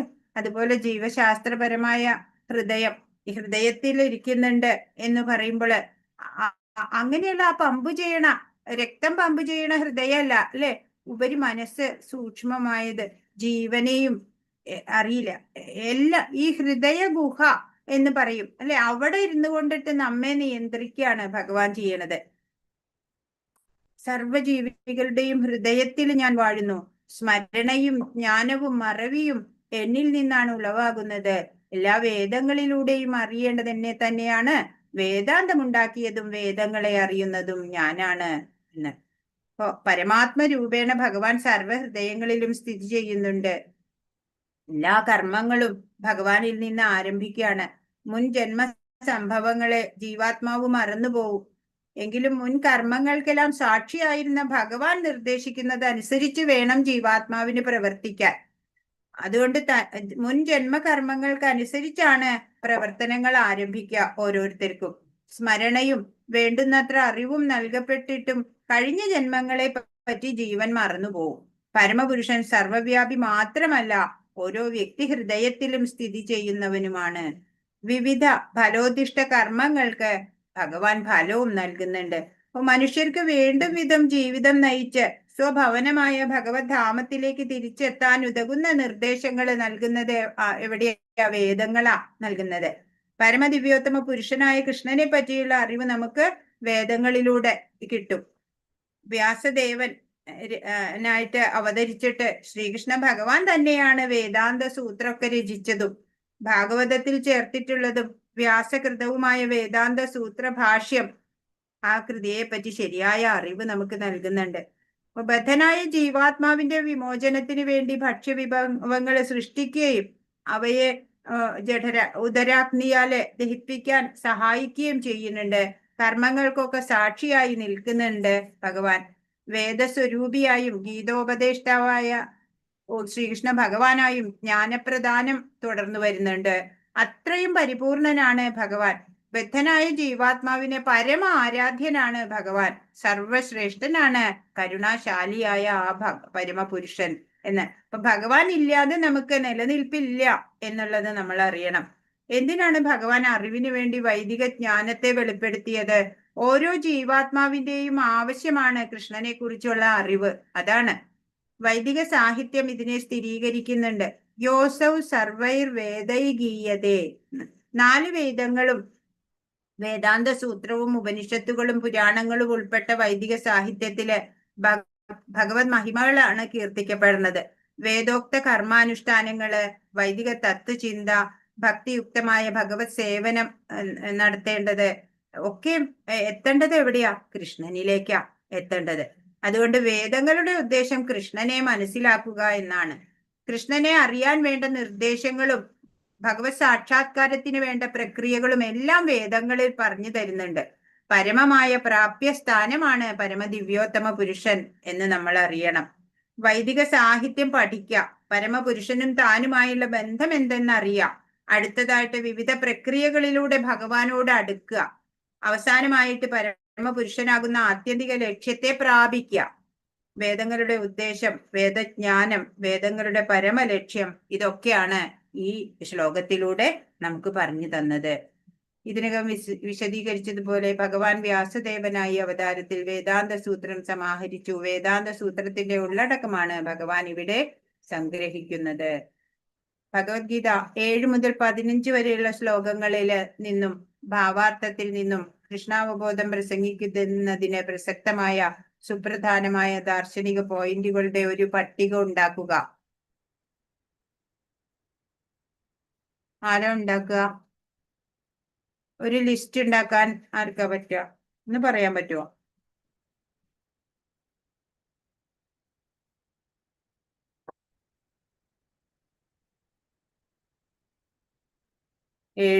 ഏഴാമത്തെ ശ്ലോകം മുതല് ഇന്ന് നമ്മൾ കണ്ടതല്ലേ?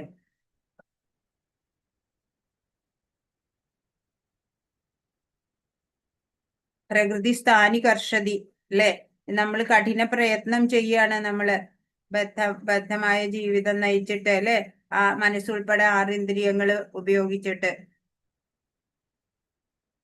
അപ്പൊ നമ്മൾ മുക്തനായ ജീവാത്മാവാണെങ്കിൽ ഈ ഭൗതിക പ്രകൃതിക്ക് അടിമപ്പെടില്ല. അല്ലാത്തവര് ബദ്ധാത്മാക്കളെ ഭൗതിക പ്രകൃതിക്ക് അധീനരാണ് എന്ന് നമ്മൾ കണ്ടു. പിന്നെ ഈ ജീവസത്ത എങ്ങനെയാണ് മറ്റൊരു ശരീരത്തിലേക്ക് പോകുന്നത് എന്നാണ് 8ാമത്തെ ശ്ലോകം പറയുന്നത്. കാറ്റ് ഗന്ധങ്ങളെ എന്ന പോലെ ജീവിത സങ്കല്പങ്ങളെ ഒരു ശരീരത്തിൽ നിന്ന് മറ്റൊന്നിലേക്ക് കൊണ്ടുപോവുകയാണ് ചെയ്യണത്. ശരീരത്തിലെ പഞ്ചഭൂതാത്മകമായ ശരീരത്തിലേക്ക് ജീവൻ 5 ഇന്ദ്രിയങ്ങളെയും അല്ലെ, സൂക്ഷ്മ ശരീരത്തിലെ തന്മാത്രകളെയും ഒക്കെ കൊണ്ടുവന്നിട്ട് അങ്ങനെയാണ് മറ്റൊരു ശരീരത്തിൽ രൂപം കൊള്ളുന്നത്. പിന്നെ 9ാമത്തെ ശ്ലോകം എന്താ പറയണത്?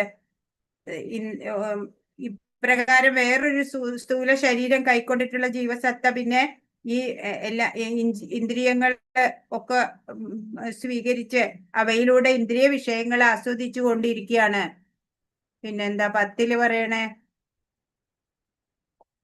അപ്പോ ഈ ജീവാത്മാവ് എങ്ങനെയാണ് ഒരു ശരീരം ത്യജിക്കുന്നതെന്നോ മറ്റൊരു ശരീരം എങ്ങനെയാണ് എടുക്കുന്നതെന്നോ ഒന്നും മൂഢന്മാർക്കറിയില്ല. ബുദ്ധിയുള്ളവര്, ബുദ്ധിമാന്മാര്, ജ്ഞാനികള് അത് അറിയുന്നുണ്ട്.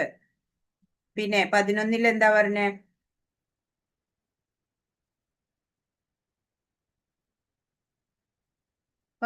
ജ്ഞാനികൾക്ക് ഇത് എന്താ സംഭവിക്കണേന്ന് അറിയും. ഈ ജീവാത്മാവിന്റെ ആ യാത്ര എങ്ങനെയാണെന്നൊക്കെ ഒരു ജ്ഞാനിക്ക് ശരിയായിട്ട് മനസ്സിലാക്കാൻ പറ്റും. അനുഭവിക്കുന്നത് എല്ലാം പരമാത്മാവാകുന്ന സമുദ്രത്തിൽ വരുന്ന കുമിളകള് മാത്രമാണെന്ന് തിരിച്ചറിയുന്ന നിമിഷം മുതൽ ആ യോഗി തന്നിലേക്ക് തന്നെ ലയിക്കാനുള്ള സാധനകൾ തീവ്രമാക്കും അല്ലെ. ഇന്ദ്രിയ സംഗമം പിന്നെ നടക്കില്ല അവിടെ. അപ്പൊ അങ്ങനെ ഒരു പ്രതിബിംബം ഇല്ലാണ്ടാവും. ജീവൻ അതിന്റെ ബിംബസ്വരൂപമായിട്ട് ലയിക്കും. അതാ ഇപ്പൊ എന്താ പറയാ, ഞാൻ വേറെയല്ല അല്ലെ, അല്ലെങ്കിൽ ഞാൻ ഭഗവത് അംശമാണ് എന്നുള്ള ആ ശരിയായ ബോധ്യം അയാൾക്ക് ഉണ്ടാവുകയാണ് ചെയ്യണത്. ഇപ്പൊ എല്ലാം അന്ധകാരമൊക്കെ നീക്കണ എല്ലാ തരം തേജസ്സുകളും എന്നിൽ നിന്നാണ് വരുന്നത് എന്ന് ഭഗവാൻ പറയുന്നു 12ാമത്തെ ശ്ലോകത്തില്. 13ാമത്തെ ശ്ലോകത്തിലോ ഓരോ ഗ്രഹത്തിലും ഉൾപ്പൂകിയിട്ട് അതിനെയൊക്കെ ഭ്രമണപഥത്തിൽ ശരിയായ നിലയിൽ നിലനിർത്തുന്നു. ഇപ്പൊ ചന്ദ്രനായിട്ട് സസ്യങ്ങൾക്ക് ഔഷധികളെ പകരുന്നു എന്നൊക്കെ പറഞ്ഞു. ഇനി 14 പറയണത് ഭൂമിയിൽ ജീവൻ നിലനിർത്തുന്നത് തന്നെ ഭഗവാനാണ് അല്ലെ. എല്ലാ ജീവജാലങ്ങളുടെ ഉള്ളിൽ ഇരുന്നിട്ട് ആഹാരം ഉണ്ടാക്കുന്നതും ആഹാരം ദഹിപ്പിക്കുന്നതും എല്ലാം ഭഗവാനാണ്. അപ്പോ എല്ലാവരുടെയും ഹൃദയത്തില് ഭഗവാനുണ്ട്. സ്മരണ, അജ്ഞാനം, മറവി എല്ലാം ഭഗവാനിൽ നിന്നുണ്ടായി. വേദങ്ങളിലൂടെ അറിയേണ്ടത് ഭഗവാനെയാണ്. വേദാന്തം ഉണ്ടാക്കിയതും വേദങ്ങളെ അറിയുന്നതും. അങ്ങനെ അത്യുജ്വലമായ 15ാമത്തെ ശ്ലോകം നമ്മൾ കണ്ടു. ഇനി 5 ശ്ലോകം കൂടി ഇന്ന് എടുക്കാമോ?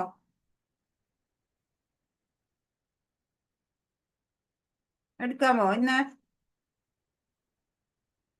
ഹരേ കൃഷ്ണ. ഹരേ കൃഷ്ണ. മാതാജി എല്ലാം കൂടെ ലോഡാകും മാതാജി. ഇപ്പൊ മതിയാ? ഇന്ന് മതിയാ? നീ ഇത്രയും മതി മാതാജി. അപ്പൊ ഓരോരുത്തരായിട്ട് പറയണം ഇന്ന് പഠിച്ചത് എന്താണെന്നൊക്കെ എല്ലാരും പറയണം. പറ്റുമോ? 7ാമത്തെ ശ്ലോകം മുതല് 15ാമത്തെ ശ്ലോകം വരെ എന്തൊക്കെ മനസ്സിലായി എന്ന് പറയണം. ആരാ പറയാ? പറയട്ടെ മാതാജി. പറയൂ. ഓരോരുത്തര് പറയട്ടെ. ഓരോ ഏഴാമത്തെ ശ്ലോകത്തിൽ നിന്ന് ഒരാള് പറയട്ടെ. ഒരാള് പറയൂ. 7ാമത്തെ ശ്ലോകത്തിൽ പറയുന്ന മാതാജി ഹരേ കൃഷ്ണ, ഈ ലോകത്തിലുള്ള ബദ്ധരായ സകല സത്യങ്ങളും ബദ്ധജീവൻ നയിക്കുകയാണ്. ഇതെല്ലാം എൻ്റെ ശാശ്വത അംശങ്ങളാണെന്നാണ് പറയുന്നത്. അവര് ഇന്ദ്രിയങ്ങളും ഉപയോഗിച്ച് കഠിനാധ്വാനം ചെയ്യുന്നു ഭൗതികമായി ഉയരങ്ങളിലോട്ട് എത്തിപ്പെടാൻ വേണ്ടിയിട്ട്. അതെ. മുക്തനായി കഴിഞ്ഞാല് മുക്ത ജീവാത്മാവ് പ്രകൃതിക്ക് അടിമയല്ല. അല്ല, മുക്തനായി കഴിഞ്ഞാല് പരമവിഷയത്തിൽ ലയിക്കും എന്ന് പ്രഭുജി പർപ്പോട്ടിലൂടെ നമുക്ക് പറഞ്ഞു തരുന്നുണ്ട്. കാരണം ഭഗവാന്റെ പരമാത്മാവിന്റെ അംശമാണല്ലോ. അപ്പൊ ഭഗവാൻ തന്നെ എത്തിച്ചേരും. പിന്നെ ഇതില് ഏറ്റവും നമുക്ക് അറിയാത്ത പുതിയൊരു കാര്യമുണ്ട്. മാധ്യന്തിനായന ശ്രുതിയിൽ പറഞ്ഞിട്ടില്ലേ 746ാമത്തെ പേജില്, ഒരാള് സ്വശരീരം ത്യജിച്ചിട്ട് ആധ്യാത്മിക ലോകത്തിൽ പ്രവേശിച്ചാല് തന്റെ ആത്മീയ ശരീരം വീണ്ടും കൈക്കൊള്ളുംന്ന്. അതിലിരുന്നു കൊണ്ട് അയാൾക്ക് പരമപുരുഷനെ മുഖത്തോട് മുഖം കാണാനും സംവദിക്കാനും അദ്ദേഹത്തെ ശരിക്കും മനസ്സിലാക്കാനും കഴിയുന്ന പറയണേ. നമുക്കൊക്കെ അങ്ങനെയുള്ള ഒരു ഭാഗ്യം ഉണ്ടായാലോ? ഭഗവാനെ നേരിൽ കാണുക, മുഖത്തോട് മുഖം കാണുക അല്ലേ? എന്നിട്ട് ഭഗവാനോട് സംസാരിക്കാൻ പറ്റുക, ഭഗവാനെ ശരിയായി മനസ്സിലാക്കാൻ പറ്റുക. അങ്ങനത്തെ ഒരു അവസ്ഥ ഒന്ന് ആലോചിച്ചും സങ്കല്പിക്കാനും കൂടി പറ്റണില്ല അല്ലെ? ഇങ്ങനെയൊക്കെ ശ്രുതികളിൽ എഴുതി വെച്ചിട്ടുണ്ടെന്ന് നമുക്ക് അറിയണം കൂടി ഇല്ല.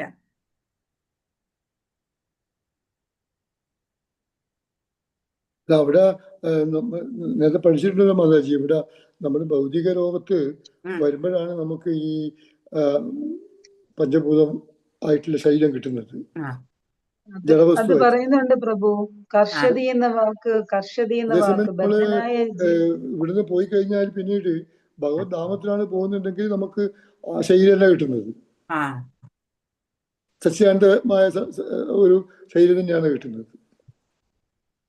അതിലിരുന്നിട്ട് ഭഗവാനെ നമുക്ക് ശരിക്കും മുഖത്തോട് മുഖം കണ്ട് ഫ്രണ്ടായിട്ട് നമുക്ക് സംസാരിക്കാം, ഭഗവാനെ മനസ്സിലാക്കാം. ഒന്ന് ആലോചിച്ച് നോക്കൂ.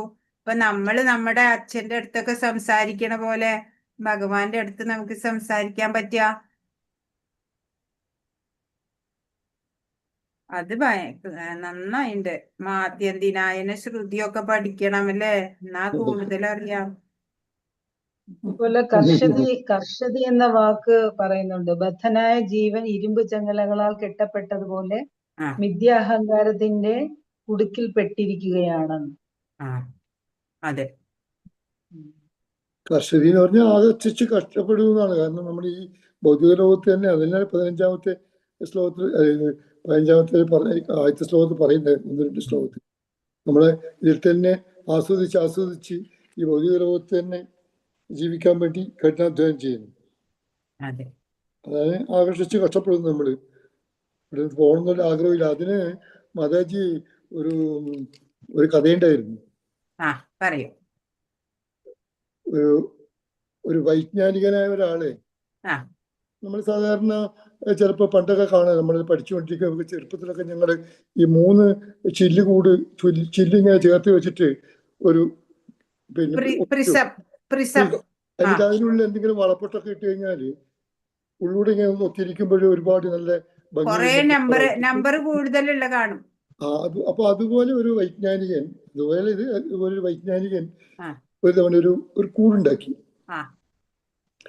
ആ കൂടിൽ ഒരുപാട് സ്വിച്ചുകൾ, അതുപോലെ തന്നെ പലതരത്തിലുള്ള സിസ്റ്റമൊക്കെ ഈ വൈജ്ഞാനികൻ ഉണ്ടാക്കി വെച്ചിട്ടുണ്ടായിരുന്നു. എന്നിട്ട് ഇദ്ദേഹം ഒരു എലിയെ പിടിച്ചതിലിട്ടു. എലിയെ പിടിച്ചതിലിട്ട് കൂട് അടച്ചു. അപ്പൊ ഈ എലി അങ്ങോട്ടും ഇങ്ങോട്ടൊക്കെ ഓടുമ്പോൾ ഏതെങ്കിലും ഒരു സ്വിച്ചേ കൊള്ളൂ. അപ്പൊ ആദ്യം ഒരു സ്വിച്ചിൽ എലി പോയി നിന്നപ്പോൾ ഒരു ചപ്പാത്തിയുടെ കഷ്ണം വീണു താഴെ. അപ്പൊ എനിക്ക് സന്തോഷമായി, ചപ്പാത്തിയുടെ കിട്ടിയല്ലോ, അത് കഴിച്ചു. പിന്നീട് കുറച്ച് കഴിഞ്ഞപ്പോൾ എലി ഇങ്ങനെ നിൽക്കത്തില്ലല്ലോ, ഇങ്ങനെ അങ്ങോട്ടും ഇങ്ങോട്ടും ഓടും. പിന്നെ ഓടിയപ്പോൾ വേറൊരു സ്വിച്ച് കയറിയപ്പോൾ കുറച്ച് വെള്ളം വീണു താഴോട്ട്. അപ്പോൾ എലി അതും കുടിച്ചു. ഒന്നുകൂടി സന്തോഷമായി, ഭക്ഷണവും കിട്ടി, വെള്ളവും കിട്ടി. പിന്നെ ഒരു സ്വിച്ചിൽ പോയി നിന്നപ്പോൾ മേലെ നിന്ന് കുറച്ച് കല്ലിന്റെ കഷ്ണങ്ങൾ വീണു. അപ്പോൾ എനിക്ക് വല്ലാതെ പ്രയാസമായി ഇത് വീണപ്പോഴും. അപ്പൊ എലി ഇങ്ങനെ നോക്കി വെച്ചിരിക്കുകയായിരുന്നു ഈ കല്ലിന്റെ കഷ്ണം എവിടുന്നാ വീണെന്ന്. പക്ഷെ വൈജ്ഞാനികൻ എന്ത് ചെയ്യുന്നറിയോ, പിന്നീട് അന്ന് തന്നെ അദ്ദേഹം ഈ സ്വിച്ച് അങ്ങോട്ടും ഇങ്ങോട്ടൊക്കെ മാറ്റി കണക്ട് ചെയ്തു. വീണ്ടും എലി ഈ ചപ്പാത്തിന്റെ മേലെ കയറുമ്പോൾ ആദ്യം കല്ലാ വീണത്. അപ്പോ എന്തായാലും എലി പിന്നെ തോന്നിയത് ഇത് കുഴപ്പമില്ല, കാരണം വല്ലപ്പോഴും 1-2 ചെറിയ കല്ലുകൾ വീഴാന്നല്ലാതെ മറ്റു വലിയ പ്രശ്നങ്ങളൊന്നുമില്ല, ഇവിടെ ആരെയും പേടിക്കണ്ട, ഇങ്ങനെ ചപ്പാത്തി ഇടുന്നു, വെള്ളം കിട്ടുന്നു. അങ്ങനെ കുറെ ദിവസം എലി ഇങ്ങനെ ഇതൊക്കെ സുഖിച്ചിങ്ങനെ നിന്നു. ഒരു ദിവസം വൈജ്ഞാനികൻ വിചാരിച്ചു ഇനി എലിയെ വിട്ടുകളയാം. അങ്ങനെ ഇദ്ദേഹം കൂട് തുറന്ന് എലി പോകത്തില്ല. എലി അതിൽ തന്നെ പമ്മിപ്പോയി നിൽക്കുകയാണ്. കാരണം എന്താണ്, പുറത്ത് വരുമ്പോൾ പൂച്ചയെ പേടിക്കണം, ഉള്ളിലാകുമ്പോൾ എപ്പോഴും ഭക്ഷണവും കിട്ടുന്നു, വെള്ളം കിട്ടുന്നു, വല്ലപ്പോഴും ഒരു കല്ല് വീഴുന്നത് മാത്രമേ ഉള്ളൂ. അതുപോലെ നമ്മൾ വിചാരിക്കുന്നത് ഇവിടെ വല്ലപ്പോഴും മഴക്കെടുതിയോ അങ്ങനെയൊക്കെ വരുമ്പോൾ മാത്രം ഉള്ളൊരു ചെറിയ വിഷമം മാത്രമേ ഉള്ളൂ, അല്ലാതപ്പോഴൊക്കെ വളരെ സുഖിച്ച് നല്ല നല്ല രീതിയിൽ ജീവിക്കാൻ പറ്റുന്നുണ്ട് എന്നുള്ളത് കൊണ്ട് നമ്മൾ ഇവിടുന്ന് വിട്ടുപോകാൻ നമ്മൾ ആഗ്രഹിക്കുന്നേ ഇല്ല. ഈ ഭൗതിക ലോകത്ത് തന്നെ പിടിച്ച് നിൽക്കാൻ വേണ്ടിയിട്ട് നമ്മൾ ആഗ്രഹിക്കുന്നു. അതെ, നല്ലൊരു കഥയായിട്ടുണ്ട്. അതെ, അതാണ് ആ ഒരു വൈജ്ഞാനികന്റെ കഥയിലൂടെ. ഇത് ഞാൻ ഉണ്ടാക്കിയതെന്ന് പറഞ്ഞതൊന്നുമല്ല, ഇത് നേരത്തെ ഗൗരംഗ പ്രഭു പറഞ്ഞത് ഞാൻ കേട്ടാണ്. ഗൗരംഗ പ്രഭുവിനെ അറിയില്ലേ? ഗൗരംഗ പ്രഭു ഏതോ ഒരു സ്പീച്ചിങ്ങിൽ പറഞ്ഞത് ഞാൻ കേട്ടതാണ്. ഗൗരാംഗ പ്രഭുവിന്റെ ഇന്നാളൊരു ഡാൻസ് കണ്ടു ഞാൻ. ശരിക്കും ചൈതന്യ മഹാപ്രഭു വട്ടം കറങ്ങുന്ന പോലെ കറങ്ങിയിട്ട്. അദ്ദേഹത്തിന് എത്ര പ്രായമുണ്ട്? അദ്ദേഹത്തിന് അത്ര അധികം പ്രായമില്ല, ഞാൻ നേരിട്ട് കണ്ടിട്ടുണ്ട്. 60 ഉണ്ടല്ലോ. ഒരു ഇല്ല, അതിന് താഴെയായിരിക്കും. IIT ആണ്. അതെ, IIT അദ്ദേഹത്തെ ആദ്യം US വെച്ചാ കാണുന്നത്. US വെച്ചാ ഞാൻ ആദ്യം കാണുന്നത്. അവിടെ ഒരു ടെമ്പിൾ ഉദ്ഘാടനത്തിന് കുറച്ച് ദിവസം അവിടെ വന്ന് താമസിച്ചു. പിന്നീട് ഇവിടെ കാർത്തിക ഇവിടെ ഒരു ഇപ്പൊ വൃന്ദാവനിൽ നടക്കുന്നില്ലേ, ഇതുപോലെ മുമ്പൊരു ഒന്ന് വൃന്ദാവനിൽ നടന്നപ്പോ ഞാൻ അതിലുണ്ടായിരുന്നു. അവിടെ അദ്ദേഹം ആയിരുന്നു അതിന്റെ ഫുൾ നടത്തിപ്പ്. അപ്പൊ ഞാൻ അവിടെ നിന്ന് സംസാരിച്ചിട്ടുണ്ടായിരുന്നു.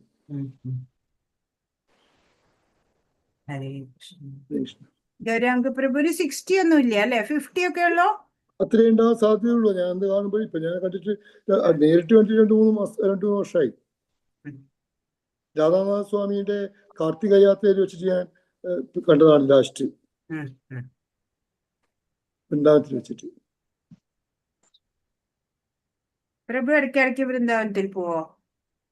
അങ്ങനെ ഇടക്കിടക്കൊന്നും പോകാറില്ല, ഇങ്ങനെ എന്തെങ്കിലും ഓരോരോ ഒക്കേഷൻ വരുമ്പോഴും ചിലപ്പോൾ പോകും.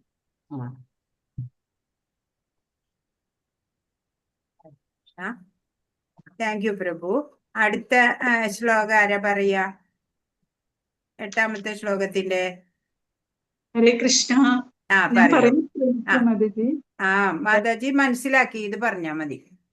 ഹരേ കൃഷ്ണ. 2ാമത്തെ ശ്ലോകത്തിൽ പറയുന്നത് ഭൗതിക പ്രപഞ്ചത്തിലെ ജീവാത്മാക്കള് അവരുടെ ചിന്ത അനുസരിച്ച് മുൻജന്മത്തിലെ കർമ്മങ്ങൾ അനുസരിച്ച് ഈ ശരീരം ഉപേക്ഷിച്ച് അടുത്ത ജന്മത്തിലേക്കുള്ള ശരീരം സ്വീകരിക്കുകയാണ്. കാരണം അവസാന സമയത്ത് എന്താണോ ചിന്തിക്കുന്നത്, നമ്മുടെ ചിന്തകളൊക്കെ ആയിരിക്കും നമ്മുടെ അടുത്ത ജന്മത്തിലുള്ള ശരീരം നമുക്ക് ഉറപ്പാക്കി തരുന്നത്. അപ്പൊ നമ്മളെപ്പോഴും കൃഷ്ണാവബോധത്തോടെ ഇരുന്ന് ആ അന്ത്യസമയത്ത് ഭഗവാനെ സ്മരിക്കാൻ ശ്രമിച്ചു കഴിഞ്ഞാൽ നമുക്ക് നല്ലൊരു ജന്മം ഉറപ്പാക്കാനായിട്ട് സാധിക്കും. ഇവിടെ ഈ ശ്ലോകയിലെ ഈശ്വര എന്ന് പറഞ്ഞിട്ടുണ്ടെങ്കിലും അത് ജീവാത്മാവ് സ്വന്തം ശരീരത്തെ നിയന്ത്രിക്കുന്നത് കൊണ്ടാണ് ഈശ്വര എന്നുള്ള പേര് യൂസ് ചെയ്തിരിക്കുന്നത്. പിന്നെ ഒരു അനലോജി പറഞ്ഞിട്ടുള്ളത് കാറ്റ് ഗന്ധങ്ങളെ എന്ന പോലെ ജീവിത സങ്കല്പങ്ങളെ ഒരു ശരീരത്തിൽ നിന്ന് മറ്റൊന്നിലേക്ക് കൊണ്ടുപോകുന്നു. നമ്മൾ ഈ ശരീരം വിട്ട് വേറൊരു ശരീരത്തിലേക്ക് പോകുമ്പോൾ എന്താണോ നമ്മുടെ മനസ്സിലുണ്ടായിരുന്നത് ആ ചിന്ത അനുസരിച്ചിട്ടായിരിക്കും നമുക്ക് അടുത്ത ജന്മം കിട്ടുക. അതാ മനസ്സിലായത് മാതാജി. ബാക്കിയുള്ളത് പ്രഭു മാതാജി പറഞ്ഞു. ശരിയായിട്ട് തന്നെയാ മാതാജി മനസ്സിലാക്കിയേക്കണത്. നന്നായി മനസ്സിലാക്കിയിട്ടുണ്ട് കേട്ടോ. നന്നായി പറഞ്ഞു. ഹരേ കൃഷ്ണ. താങ്ക് യു മാതാജി. അതിന് ഇതിൽ കുറച്ചും കൂടി ആഡ് ഓൺ ചെയ്യാൻ ആർക്കാ പറ്റുക? മാതാജി പറഞ്ഞതിൽ ഒന്ന് ആഡ് ഓൺ ചെയ്യൂ ആരെങ്കിലും?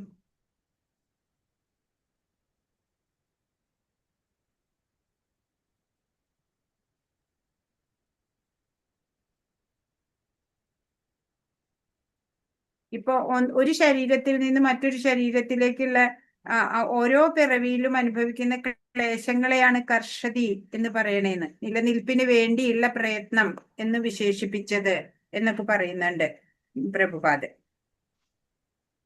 ദേഹനാശത്തോടെ എല്ലാം തീരുന്നില്ല അല്ലെ? ഓരോ വ്യക്തിഗത ആത്മാവും ദേഹം വിട്ട് മറ്റൊന്നിലേക്ക് വേറൊരു ശരീരം എടുക്കണ്ടേ? വേറൊരു തുടക്കം വരുന്നുണ്ട് അവിടെ. ഈ ജന്മത്തിലെ ശരീരവും അത് ചെയ്ത കർമ്മങ്ങളുമാണ് അടുത്ത ജന്മത്തിലെ ശരീര ആകൃതി പോലും തീരുമാനിക്കണത്. അപ്പൊ ഇത്തവണ മനുഷ്യ ജന്മം കിട്ടിയെന്ന് വെച്ചിട്ട് സൽപ്രവർത്തികൾ ചെയ്യാത്ത ഒരാൾക്ക് മനുഷ്യ ശരീരം ഇനി കിട്ടിക്കൊള്ളണമെന്നില്ല. അതൊക്കെയും ഈ ശ്ലോകത്തിൽ നിന്ന് നമ്മൾക്ക് മനസ്സിലാക്കാൻ പറ്റും. അടുത്ത 9ാമത്തെ ശ്ലോകത്തിന്റെ ആശയം ആരാ പറയാ? ഹരേ കൃഷ്ണ. ആരാ പറയാ? ഹരീഷ് മാതാജി. പറയൂ മാതാജി.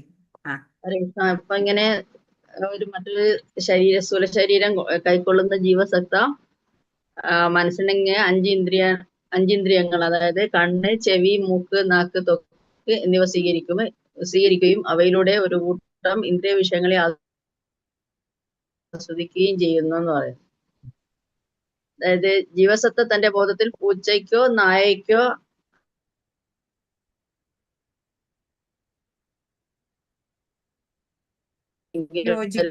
യോജിക്കണ തരത്തിലുള്ള സ്വഭാവ വിശേഷങ്ങൾ ഓരോരുത്തരും ഈ ജന്മത്തിൽ എന്ത് സ്വഭാവ വിശേഷങ്ങളാണോ കൊണ്ട് നടക്കണേ അതിനനുസരിച്ച് നെക്സ്റ്റ് ലൈഫ് കിട്ടും അല്ലേ? അതെ, വിശദമായ അവബോധവും വിശദമായിരിക്കും എന്ന് പറയുന്നത്. ഭൗതിക ഗുണങ്ങളുടെ സമ്പർക്കത്താലാണ് അവബോധത്തിന് മാറ്റം വരുന്നത്. നമുക്ക് വേണ്ടത് എന്താ? നമ്മുടെയൊക്കെ ഉള്ളിലുണ്ട് കൃഷ്ണാവബോധം. അത് പക്ഷെ നമുക്ക് വേണ്ടത് മറിഞ്ഞു കിടക്കുകയാണ്. അത് നമ്മളൊന്ന് പ്രബലമാക്കി കൊണ്ടുവരണം.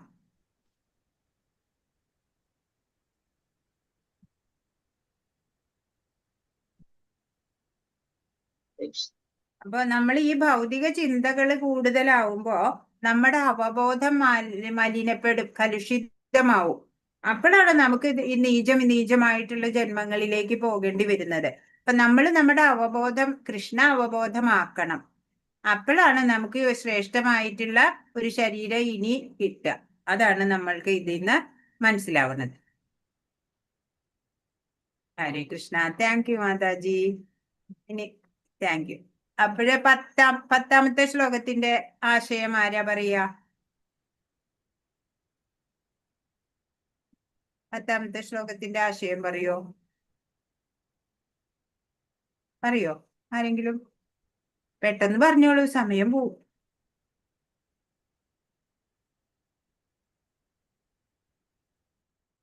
ഗോപിഭാവ് പ്രഭു പറയോ? പ്രഭു പറയുമ്പോ നന്നായിട്ട് പറയും അല്ലേ? ഗോപിഭാവ് പ്രഭു പറയാമോ? 10ാമത്തെ ഉത്ക്രാമന്തം. മാതാജിമാർ പറയുന്നുണ്ടായിരുന്നു, മാതാജിമാർക്ക് ഒരു ചാൻസ് കൊടുത്തു. അവരും പറഞ്ഞു. ഇന്ന് എനിക്ക് നല്ല ഇഷ്ടായി. അവരും പങ്കെടുത്തു. അല്ലെങ്കിൽ അവരും ഒതുങ്ങി നിക്കാറാ.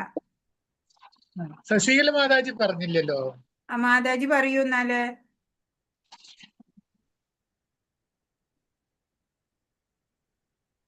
ശശികല മാതാജി ട്രൈ ചെയ്തൂടെ? പോയോ? ഇറങ്ങിപ്പോയോ? എന്നാ പ്രഭു പറഞ്ഞോളൂ, പ്രഭു എന്നെ പറയൂ. ഉണ്ട് മാതാജി. ശശികല മാതാജി ഉണ്ടല്ലോ, പറയൂ എന്നാൽ.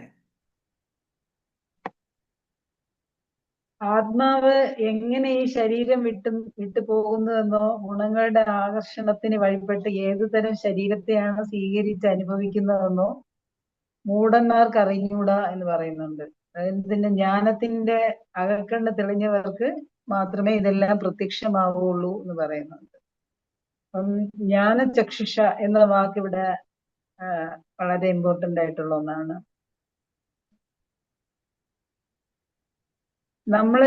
നമുക്ക് നമ്മുടെ ഫ്രീ വില്ലാണ് അതിന് ഭഗവാൻ വിട്ടേക്കുന്നത്. നമുക്ക് ഏത് ശരീരം കിട്ടണം എന്ന് തീരുമാനിക്കാനുള്ള ആ ഒരു ചോയ്സ് ഭഗവാൻ നമുക്ക് തന്നിട്ടുണ്ട്.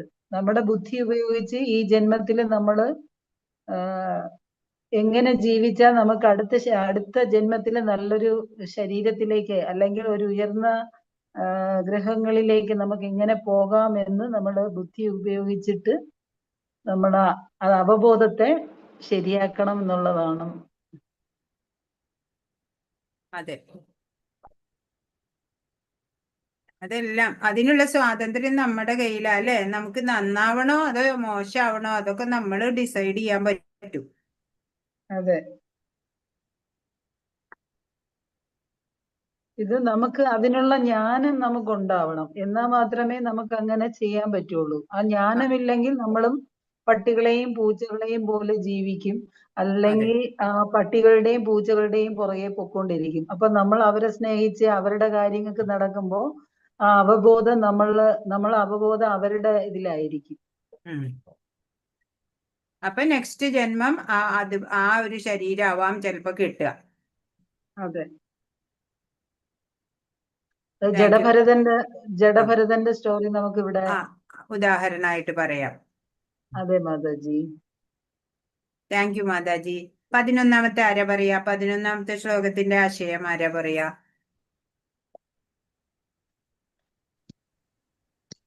രാജേശ്വരി മാതാജി പറയൂ.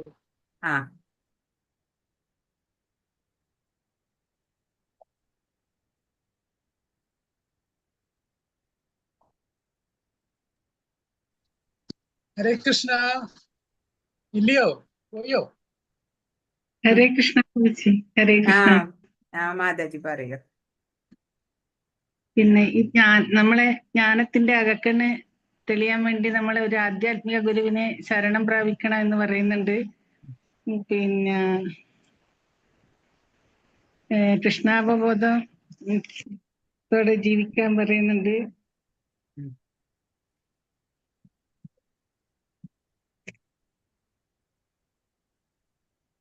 ഒരു ബദ്ധരായ ജീവസത്ത ഒരുപാട് ക്ലേശങ്ങൾ അനുഭവിക്കുന്നുണ്ട്. അതുകൊണ്ട് അത് മനസ്സിലാക്കി കൃഷ്ണാവബോധത്തോടെ ജീവിക്കുന്ന ഒരാള് മറ്റുള്ള ജനങ്ങൾക്ക് ഇത് പകർന്നു കൊടുക്കണം.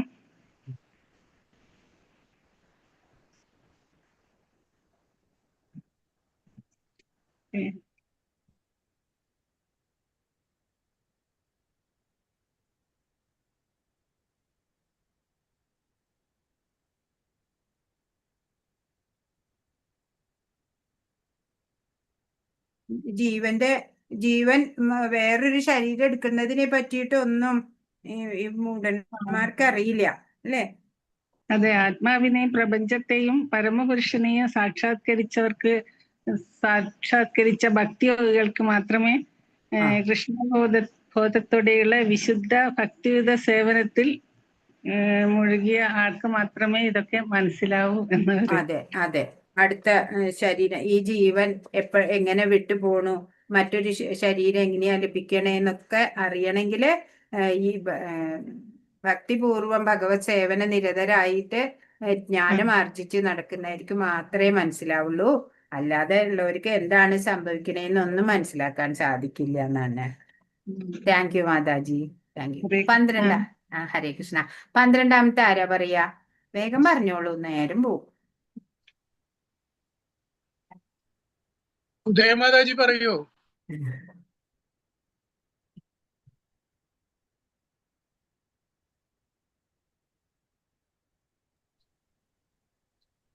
ഉദയമാതാജി ഉണ്ടോ? ഹരേ കൃഷ്ണ.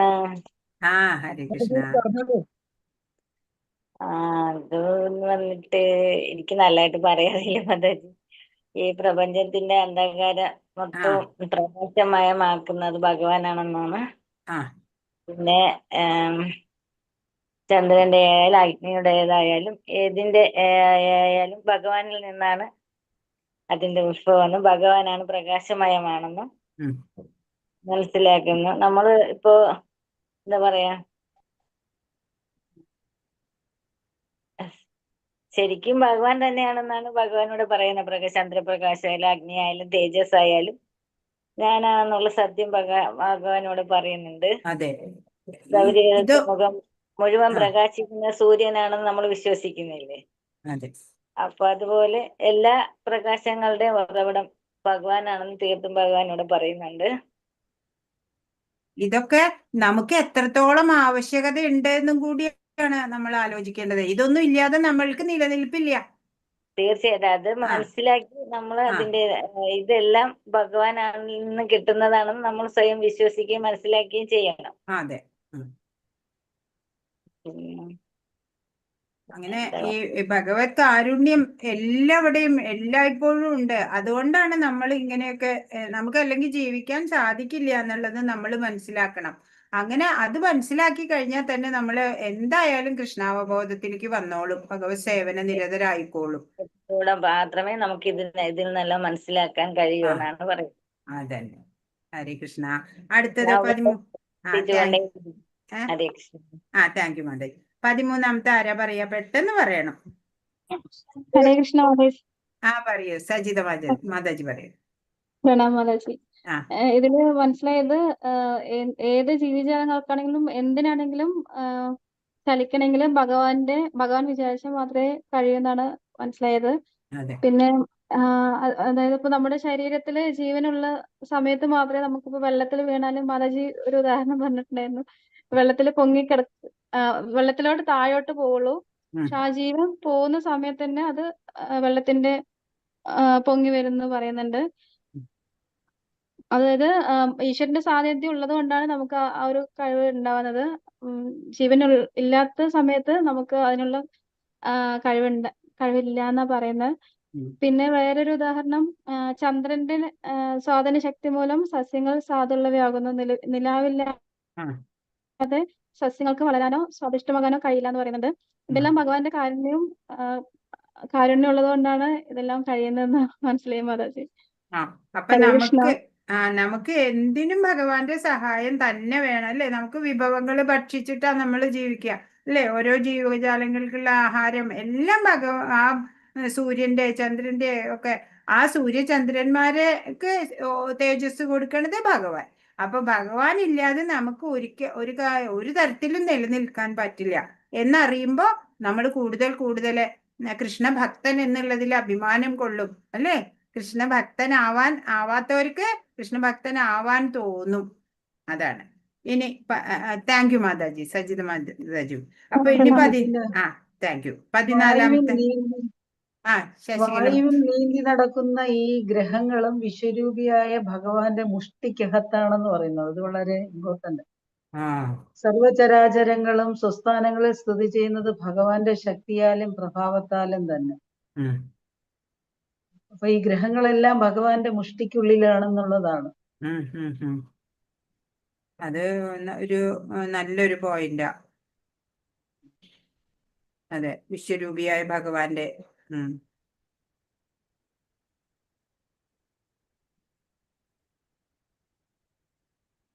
സർവചരാചരങ്ങളും സ്വസ്ഥാനങ്ങളിൽ സ്ഥിതി ചെയ്യുന്നതും ഭഗവാന്റെ ശക്തി പ്രഭാവത്താലാണ്. അതൊക്കെ ഇമ്പോർട്ടന്റ്, വെരി വെരി ഇമ്പോർട്ടന്റ് ഇതുകൾ തന്നെയാട്ടോ.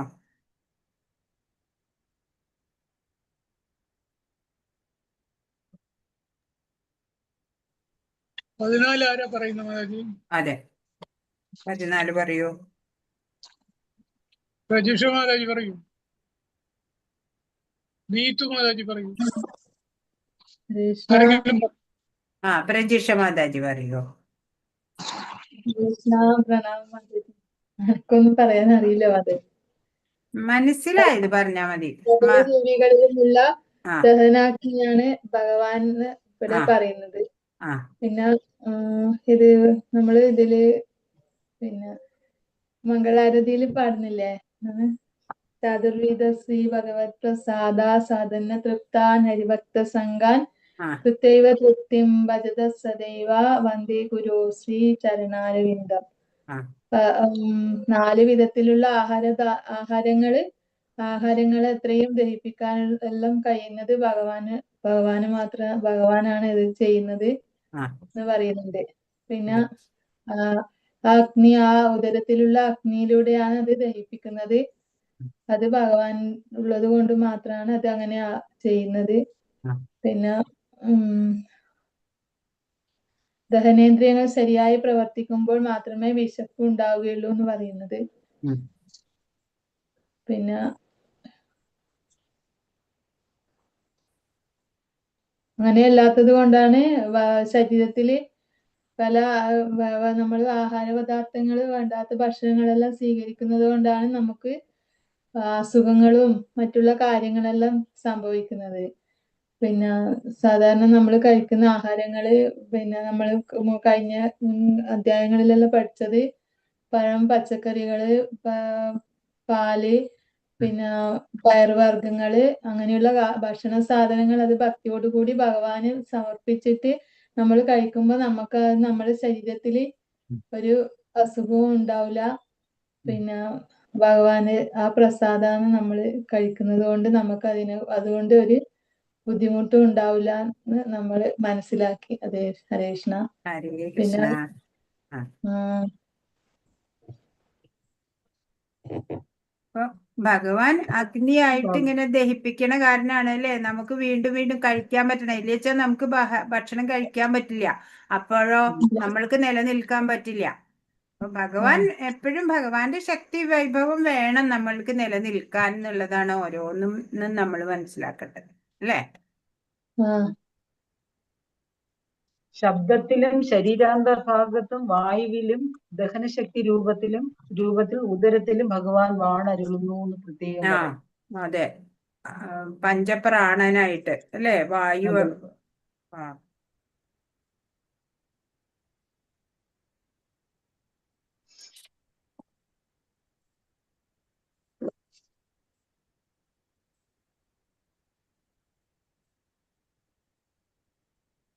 പ്രാണൻ. കൂടുതൽ പറയാനുണ്ടെങ്കിൽ ആർക്കെങ്കിലും പറയാം. അതെ, കൂട്ടിച്ചേർക്കാൻ.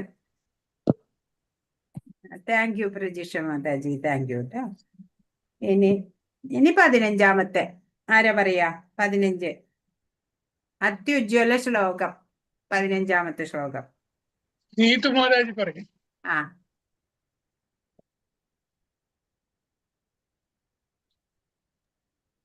പോയാ ഇറങ്ങിയോ? ചിലവരൊക്കെ ഇറങ്ങി. കുറെ പേര് പോയി. ഇല്ല, നീ പോകുന്നുണ്ടല്ലോ, പറഞ്ഞോളൂ. നീതു മാതാജി അല്ലേ നമ്മുടെ ആസ്ഥാന ഗായിക?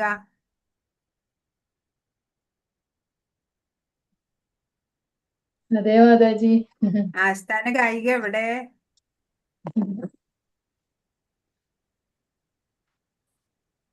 ഒന്ന് ആ തിരുമുഖം ഒന്ന് കാണട്ടെ. എന്റെ അപ്പോ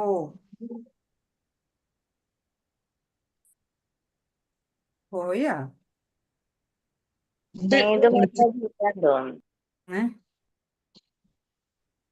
അല്ലെങ്കിൽ വേറെ ആരെങ്കിലും പറയും. ശ്യാമരാധിക മാതാജി പറയൂ.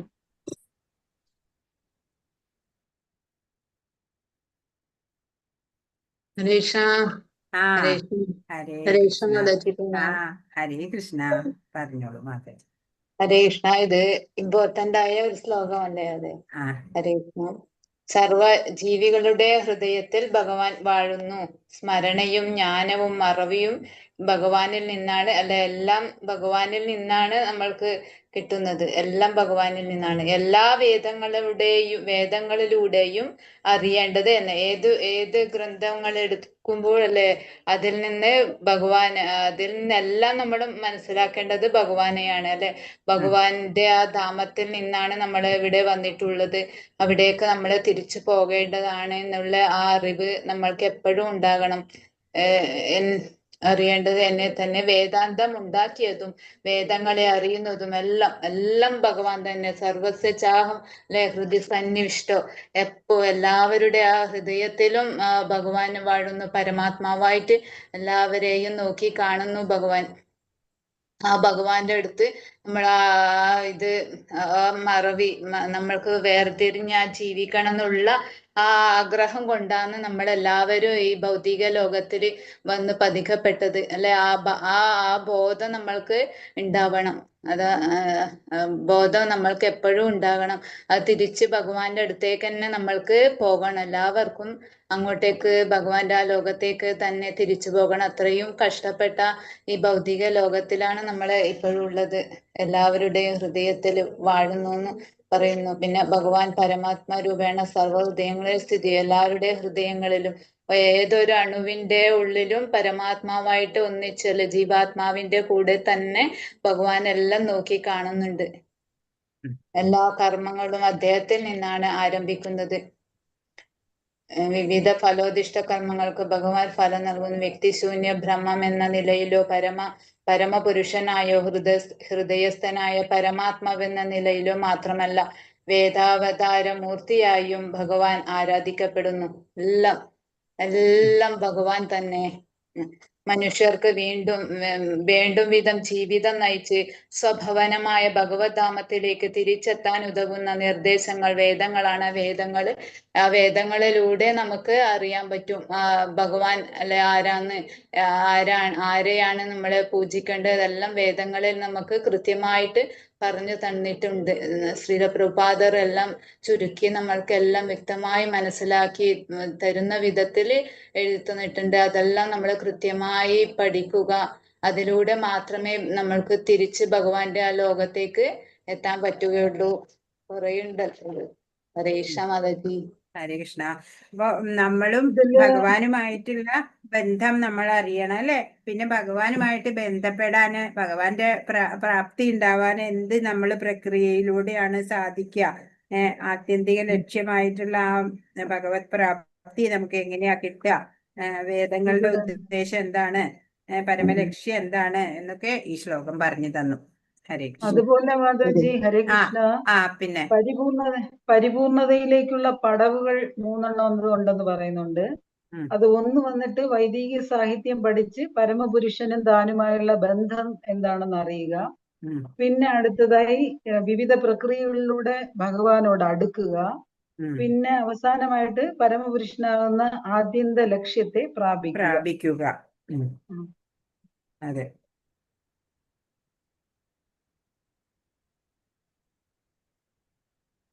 ഇനി എന്തെങ്കിലും കൂട്ടിച്ചേർക്കാനുണ്ടോ?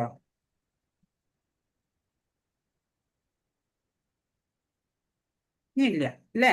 ഇനി 5 ശ്ലോകം കൂടെ ബാക്കി വെച്ചു നമ്മള്.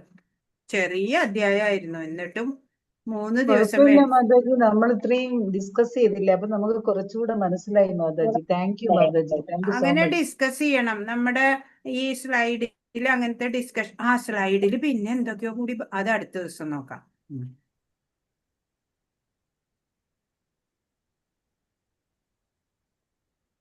ഇന്ന് എന്തായാലും മാതാജിമാരൊക്കെ പാർട്ടിസിപ്പേറ്റ് ചെയ്തപ്പോ നല്ല സന്തോഷമുണ്ട്. പക്ഷെ പ്രഭുക്കന്മാരുടെ സൗണ്ടേ ഉണ്ടായില്ല. അവരൊക്കെ എവിടെ? ഉറങ്ങിയാ?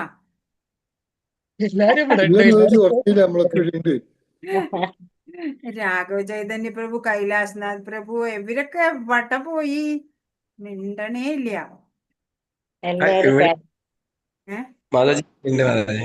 അവിടെ ഉണ്ടോ? ഹരേ കൃഷ്ണ. ഹരേ കൃഷ്ണ. കണ്ടില്ല. ഉണ്ട് മാതാജി. പിന്നെ ഹരേ കൃഷ്ണ മാതാജി. ഹരേ കൃഷ്ണ മാതാജി. ഒന്നാമത്തെ പോട്ടെ, 2ാമത്തെ അധ്യായം മുതലേ ഇതുവരെ നമ്മൾ പഠിച്ചെടുത്തെല്ലാം ഭഗവാനെ ഇത് ചെയ്യാൻ വേണ്ടിയിട്ടാണ് പറയണത്. എന്നിട്ട് നമുക്ക് എന്തെങ്കിലും കൂടുതൽ മനസ്സിലാവാത്തത്? ഭഗവാന്റെ കൃപ തന്നെ വേണം ശരിക്ക് ഗ്രഹിക്കാനും.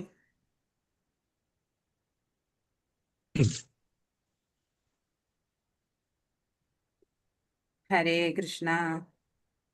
ഹരേ കൃഷ്ണ മാതാജി. ആ ഭഗവാന്റെ കൃപയുള്ളവർക്ക് ഒരു പ്രാവശ്യം വായിച്ചാൽ തന്നെ മനസ്സിലാവും അല്ലേ? നമ്മക്ക് എത്ര വട്ടം വായിച്ചാലും മനസ്സിലാവുന്നില്ല. ഹരേ കൃഷ്ണ എന്നാലും മാതാജി. ഹരേ കൃഷ്ണ. എന്നാലും ഇപ്പൊ ദീക്ഷ എടുത്തതിന് ശേഷം കുറെയൊക്കെ ഒരു ഗുരുകൃപ കൊണ്ട് കുറച്ചൊക്കെ മനസ്സിലാവും. ഹരേ കൃഷ്ണ മാതാജി. ആ 15ാമത്തെ ശ്ലോകത്തിൽ ഭഗവാൻ പറഞ്ഞിട്ടുണ്ട് മറവിയും ഞാൻ തന്നെയാണെന്ന് പറഞ്ഞിട്ടുണ്ട്. മാതാജി ഇന്ന് ആ ഹരേ കൃഷ്ണ. ആ, അതെ. ആ വെരി ഗുഡ്. രാഘവപ്രഭു എന്താ പറഞ്ഞോണ്ട് വന്നേ? ഒന്നുമില്ല. ആ പോയി. വിനോദ് പ്രഭു സംസാരിക്കുന്നുണ്ട്. വിനോദ് ആ പ്രഭു. വിനോദ് പ്രഭു പറയോ? ഇല്ല മാതാജി, ഞാൻ ശശികല മാതാജി പറഞ്ഞതുകൊണ്ട് പറഞ്ഞു. നമുക്ക് മറവിയും ഭഗവാൻ തന്നെ പറഞ്ഞിട്ടുണ്ടല്ലോ 15ാം ആ ആ ശ്ലോകത്തില്. ആ ഈ മറവിയും ഞാൻ തന്നെയാണ് പറഞ്ഞിട്ടുണ്ട് അതെ. പറഞ്ഞതാ. തമാശക്ക് പറഞ്ഞതാ. ഹരേ ആ ഹരേ അടിപൊളി. കൃഷ്ണ. ഇന്ന് നമ്മൾ ദാമോദര ആരതി ഉണ്ടായിരുന്നു മാതാജി, നമ്മുടെ കണ്ണൂര് ഒരു ക്ഷേത്രത്തില്. ആ ആ അപ്പൊ നമ്മള് ഭഗവാനെ അവിടെ വെച്ച് കുറച്ച് പേർക്ക് ദാമോദര ആരതിയൊക്കെ ചെയ്യിച്ചു. ആ ശ്യാമരാധിക മാതാജി, പ്രേമാഞ്ജന പ്രഭു അവരൊക്കെ ഉണ്ടായിരുന്നു. ആ ആ ഹരേ കൃഷ്ണ പ്രഭു. ആ ഹരേ കൃഷ്ണ പ്രഭു. കണ്ണൂര് പ്രഭുവിന്റെ സ്ഥലത്താണോ ജഗശാക്ഷി പ്രഭു തറക്കല്ലിടാൻ എത്തിയ ഏതോ നമ്മുടെ സ്ഥലത്ത്, ക്ഷേത്രത്തിന്റെ? നമ്മുടെ സ്ഥലത്തല്ല, നമ്മുടെ സ്ഥലത്ത് നിന്ന് കുറെ ദൂരമുണ്ട്, കുറച്ച് ദൂരമുണ്ട്. വേറൊരു ഓ, സത്സംഗം. ഓക്കെ.